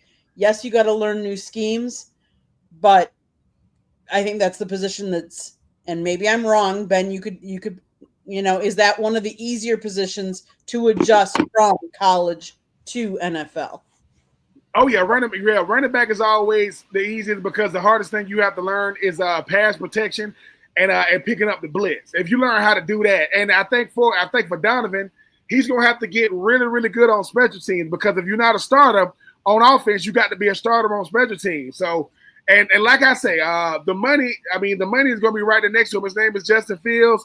If he's not upright, it doesn't matter. So yeah, if he learns how to pick up the blitz, pass protection, and become a starter on special teams. And listen, coming from a place like Michigan under Harbaugh or Coach Sharon, he understands hard work. What is Coach Harbaugh? Who got it better than us? I think the young man he gonna be scratching and clawing to be on that 53-man roster come the regular season. And one last point. He's the only player in college football history to have multiple 40-yard touchdown runs in a national championship game. There you go. Or maybe a hidden gem up in New York. All right, Stephen, you got the last word on Edwards. 2 more topics to go before we wrap it up. Go ahead, Stephen. Like we said, it's not an easy thing to make the 53-man roster. You have a whole new coaching regime in there. You're going to have to make do, and you're going to have to impress from you're running out of time. You only got 2-3 weeks to sit there and say, I'm going to be a member of the New York Jets, and ain't no one going to take my spot off this roster. It's down to the nitty gritty. There's no more, you just sit there and see the heat. People sitting there sending the players back in because it's getting too hot out. That makes weak guys out of everybody. So you want the strongest guys on your team. So you're going to see guys that are, regardless if they shut down training, they're going to still be out there getting their workouts in. You have to make yourself be known by this new coaching staff. You can't go off of what your name was in the past, where you've been, etc. You have to make sure that you have your spot on that 53. And he's got a tall task. Like as Ben was sitting there saying, you got to make sure, you're standing out, whether it's going to be, you're going to be on the kick, you're going to be the kick returner, you're going to be, on special teams, you're going to be the, the third down running back, whatever your spot's going to be. You have to make sure that you stand out, and these guys sitting there saying there's no way we can let this guy go. There's no way we can put him on this practice squad. We need him here. So he's going to have to impress himself to a whole new set of coaches. And we're going to see how it plays out for him over the next few weeks, because it's time, guys. We're less than a few days from the Hall of Fame game, so let's do it. All right. The only thing I'll say is he comes from Michigan. Michigan's a blue-collar state. He's going to need his blue-collar work ethic to make the club. I have confidence he will. 2 more topics I want to get to. I'm going to make this one quick, and then we'll have another one that might take a few minutes, and we'll wrap it up. Number 1, you have the NFL will allow teams to wear their alternate throwback uniforms 4 times this year compared to the last year 3. Steven, do you like the idea? Yes or no? I don't think the NFL should have a say on when or where they can. I think the team should just be able to decide when they want to wear their throwbacks, when they want to wear their color alternates. It should not. The NFL shouldn't have any control over this. This should be both teams saying there, okay, are you wearing white or are we wearing colors? All right, you're wearing white, then we're going to wear color. That should be the only discussion is between, between the home team and the away team. If they want to, you want to do throwbacks. All right, let's do those. We're on prime time. Yeah, let's definitely go with our throwback. Those should be the NFL should have no say in this. They should have no say in it. They've been called the no fun league for so long because of stupid stuff like this. You can't wear those cleats. You can't do this. You can't do that. Let them play. This is why people tune in. You're making sure you lose out money. They have color schemes they couldn't use because the league says they can't use it. It's the most ridiculous thing ever. If they want to wear from their color alternates for all 6 of their home games and all 6 of their road games, then let them do it. Go ahead. So you're telling me there should be no limitation on how many throwbacks? Is that correct? Yes or no? It should be up to the teams. Okay, that's what I'm asking you. No limitations up to the teams, correct? Yes. Good enough. Candy. You know, this is the league. This is the NFL's way of making more money because now you're going to have how many different kind of jerseys, how many ones that fans want to go out and get. Their retro jerseys, their color jerseys, their home, their way. Again, marketing, NFL, genius. Okay. Well, all I'll say about it is I like the throwback. So the more you see them, the better. And we all know the NFL knows how to make money. Last word, Ben. One more topic to go, then we wrap it up. Go ahead, Ben. Listen, I agree with Steven. I also agree with Candy. I mean, yeah, I think the NFL wants to make it seem like they're these great decision makers. They're innovators. They're not. You know what they're really saying is some of y'all throwbacks stink because y'all ain't got them for real. Because if you got a nice one, and listen, the Eagles got a nice one, the Titans got a nice one, the Chargers got a nice one, right? And listen, Tampa Bay got the creamsicles, right? Right. But some of these throwbacks, you can throw them away because they are. What is it? What are we talking about? No, this is basically a shot at the Houston Texans because they don't have a throwback. They don't even have colors for real. What is that? So yes, I do agree. The NFL, we're going to have 4 games. You also got teams going back to back overseas, Minnesota. You know what I'm saying? The NFL is good at programming. They're not good at logistics. They're not good at it. They definitely ain't good at the NFLPA, but that's another topic for another day. Okay, well, we only have one more topic for today, and that's this. Giants legend Lawrence Taylor denied Abdul Carter's request to wear his retired number 56. What are your thoughts about that one, Ben? I love it for this reason. Lawrence Taylor is saying, look, young man, I support you, but I don't want – listen, if people are going to compare you to me, it will be because of how you play, not because of the number that you wear. And I'm sorry, there will never, ever be a number 5, another 5'6" in New York. Abdul Carter, look, I respect what you did at Penn State. I respect what you've been doing in training camp. There are shoes to fill, and there are Shaq-size shoes. You don't want that on you, man. You do not want Lawrence Taylor, to most people, is the greatest defensive player to ever play in the NFL. That's taking nothing away from Reggie White. That's taking nothing away from Bruce Smith. That's taking nothing away from Aaron Donald. That's taking nothing away from Deion. The reason why a left tackle gets paid what they pay is because of Lawrence Taylor. The reason why the outside linebacker position is going to the Hall of Fame is because of Lawrence Taylor. Abdul, make your number famous because that's what he had to do. And all I'm saying is that I wore 84 because Shannon Sharp wore 84. Right? That's why I wore it. He's from a country town. I'm from a country town. He went to Savannah State. I went to University of Florida. He played tight end. I played tight end. I didn't make 84. I didn't make 84 great. He did, but I wanted to play in that number. Sorry, Lawrence Taylor. Lawrence Taylor's football royalty. If you walk in any room and you're talking football, you're going to stand up and acknowledge him. Whether you talk about quarterbacks, running backs, receivers, because he's Lawrence Taylor. Abdul, I appreciate what you're doing. But Warren Moon did pass on his number 1 to Cam Ward, right? I get that part. But you don't want 56. 56 is retired for a reason in New York. You can't just unretire 5'6". Just saying. All right, so I'll tell you what. We're going to have a treat for you next Tuesday night. Candy's going to insert my make your own kind of music clip in here. We're going to also have something because everybody's going to love that, especially with this audience because we have a lot of them. And then we're going to also talk about Jimmy Johnson and Barry Switzer. We're going to make sure that those are part of the notes that we have. No way nobody can accuse me of saying you don't know how to write because those two are going to be actually verbal. Okay. Candy, what are your thoughts about Lawrence Taylor and what I just mentioned? There is a reason teams retire numbers. And that's because the player that played in that number did an outstanding job. They stood out. There's a reason why they do that.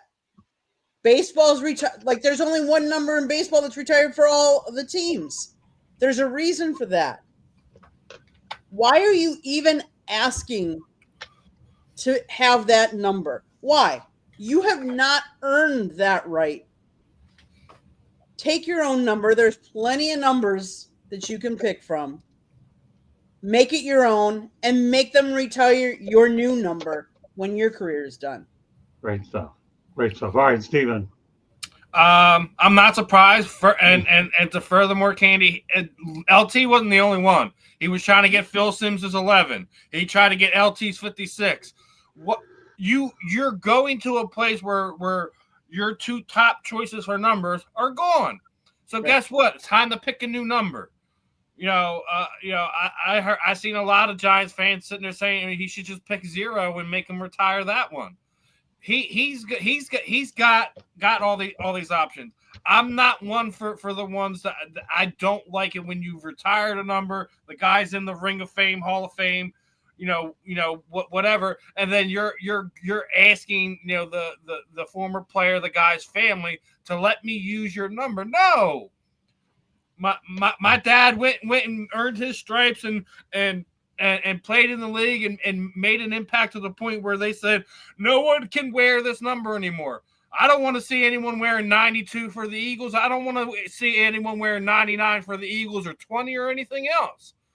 I don't care where you played, who you come from, how big of a player you could potentially be. You're making yourself look like an idiot. Make your own mark. Make them retire the whatever you do. And and to what Ben was sitting there saying, do you really want the city of New York to have that much pressure on you because you're wearing LT's number, you trying to wear Phil Simms' number, etc. It's a bad look on yourself. I think it's just something that guys need to get out of this thinking that I'm coming to here. I have this ego. I have to wear this number or whatever. Like, dude, it makes me think of the movie The Fan. Remember? Right. So, number alone. Leave the number alone. Make your own mark. That's all I'm going to say. I think Abdul Carter is going to be an exceptional pro when it comes down to it. I think he's going to make that Giants defense even better. We'll see how they play as a team this year, but it's one of these things, man. Just there's some things that are sacred for a reason. Let it be sacred. Yeah, I believe that we all have the consensus that Abdul should find his own number for sure. And I'm all for what Taylor said. By the way, just a little incidental here.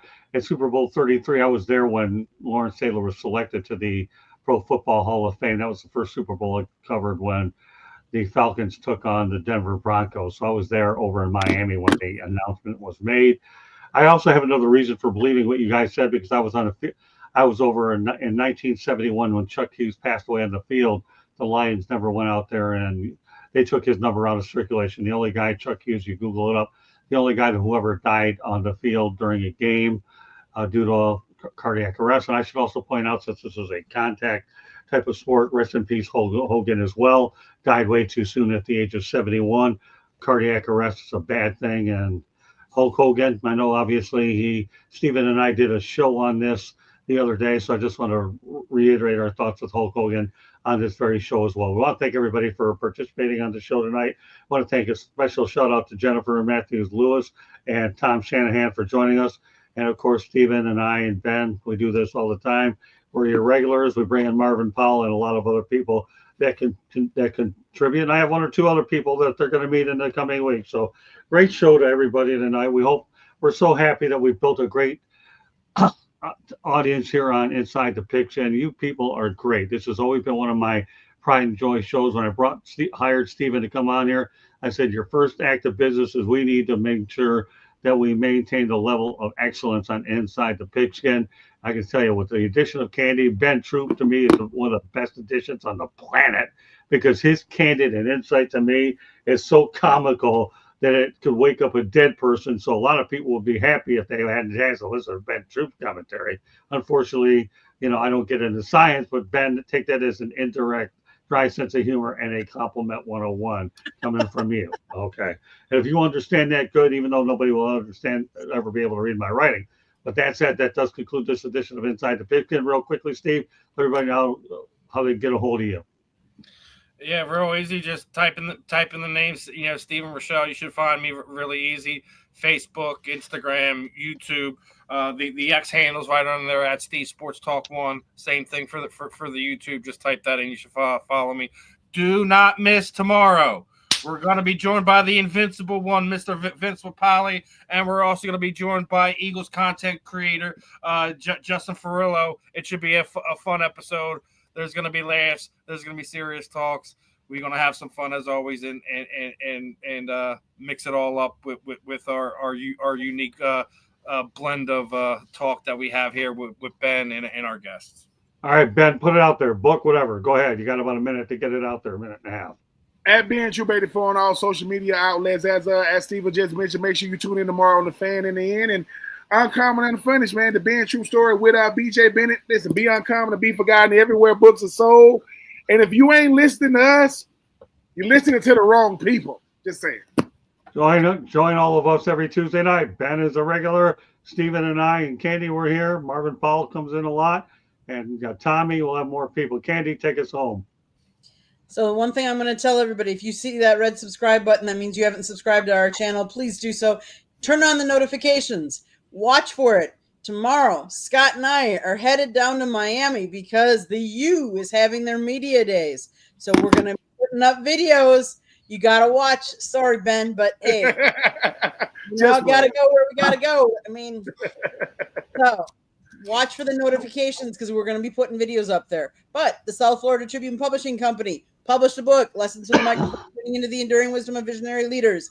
It is written by our host, Scott, the Motor City Madmouth Morganroth. It's available on Amazon, Barnes & Noble, Kindle, Google, and Apple Books. Get your copy today. There's also a link on our website, www.southfloridatribune.com, where there is a plethora of great content, so go check it out. Wherever you get your podcast, you can find ours. If you want to advertise, call Scott, 954-304-4941. And if you want to be a guest or you have topic ideas, email us at southfloridatribune@gmail.com. Thanks for everybody in the chat. Ben, really, you give me the thumbs down, but when you see some of those interviews, you might be giving me the thumbs up and you have more. Hey, it's all love. It's all love. I like No. Let me finish, Ben. You see those interviews, that might be an indirect Scotty report for you, brother. No. I'm always giving a thumbs up to Candy and Scott. I'm just doing that to them Kane because I know they got. I know exactly. Wait a minute, Ben. I know what you're doing. When you go ahead and look at those interviews, that might be a good Scotty report for a podcast. Fan in the end, and anything you get involved, you got free information from your favorite people, brother. I love you, Ben. Come on, Carson Beck. Tell Carson Beck to come through, baby. He can come to the Fan in the End. Yeah, I can only imagine that scenario. I'm curious to see I'm at a loss for words, and boy, you really took me to a place I don't get before. I can't write is one thing worth a darn. Now I'm at a loss for words. You really checkmated me on that one. I'll be curious to see if I get him tomorrow, but I'll get him. If I don't get him tomorrow, I'll get him during the regular season. Hurricanes have some of the best access in college football. Thanks to our partner Cameron Gorby and Carter O'Toole. They do a great job making sure the hospitality at the U is great. So on behalf of Jennifer Matthews, Lewis, Tommy Shanahan, Stephen Reichel, Ben Troop, Candy Ebling. My name is Scott Morganroth, the Motor City Madmouth. Thank you for joining us on this edition of Inside the Pigskin. Great job in the chat room. We'll see you next Tuesday night. Have a great week, everybody. Enjoy the Hall of Fame game. I don't know if I will. I'll be busy, but I'm sure I'll watch it anyway. Take care, everybody. Have a great night, and thanks for joining us. Bye now.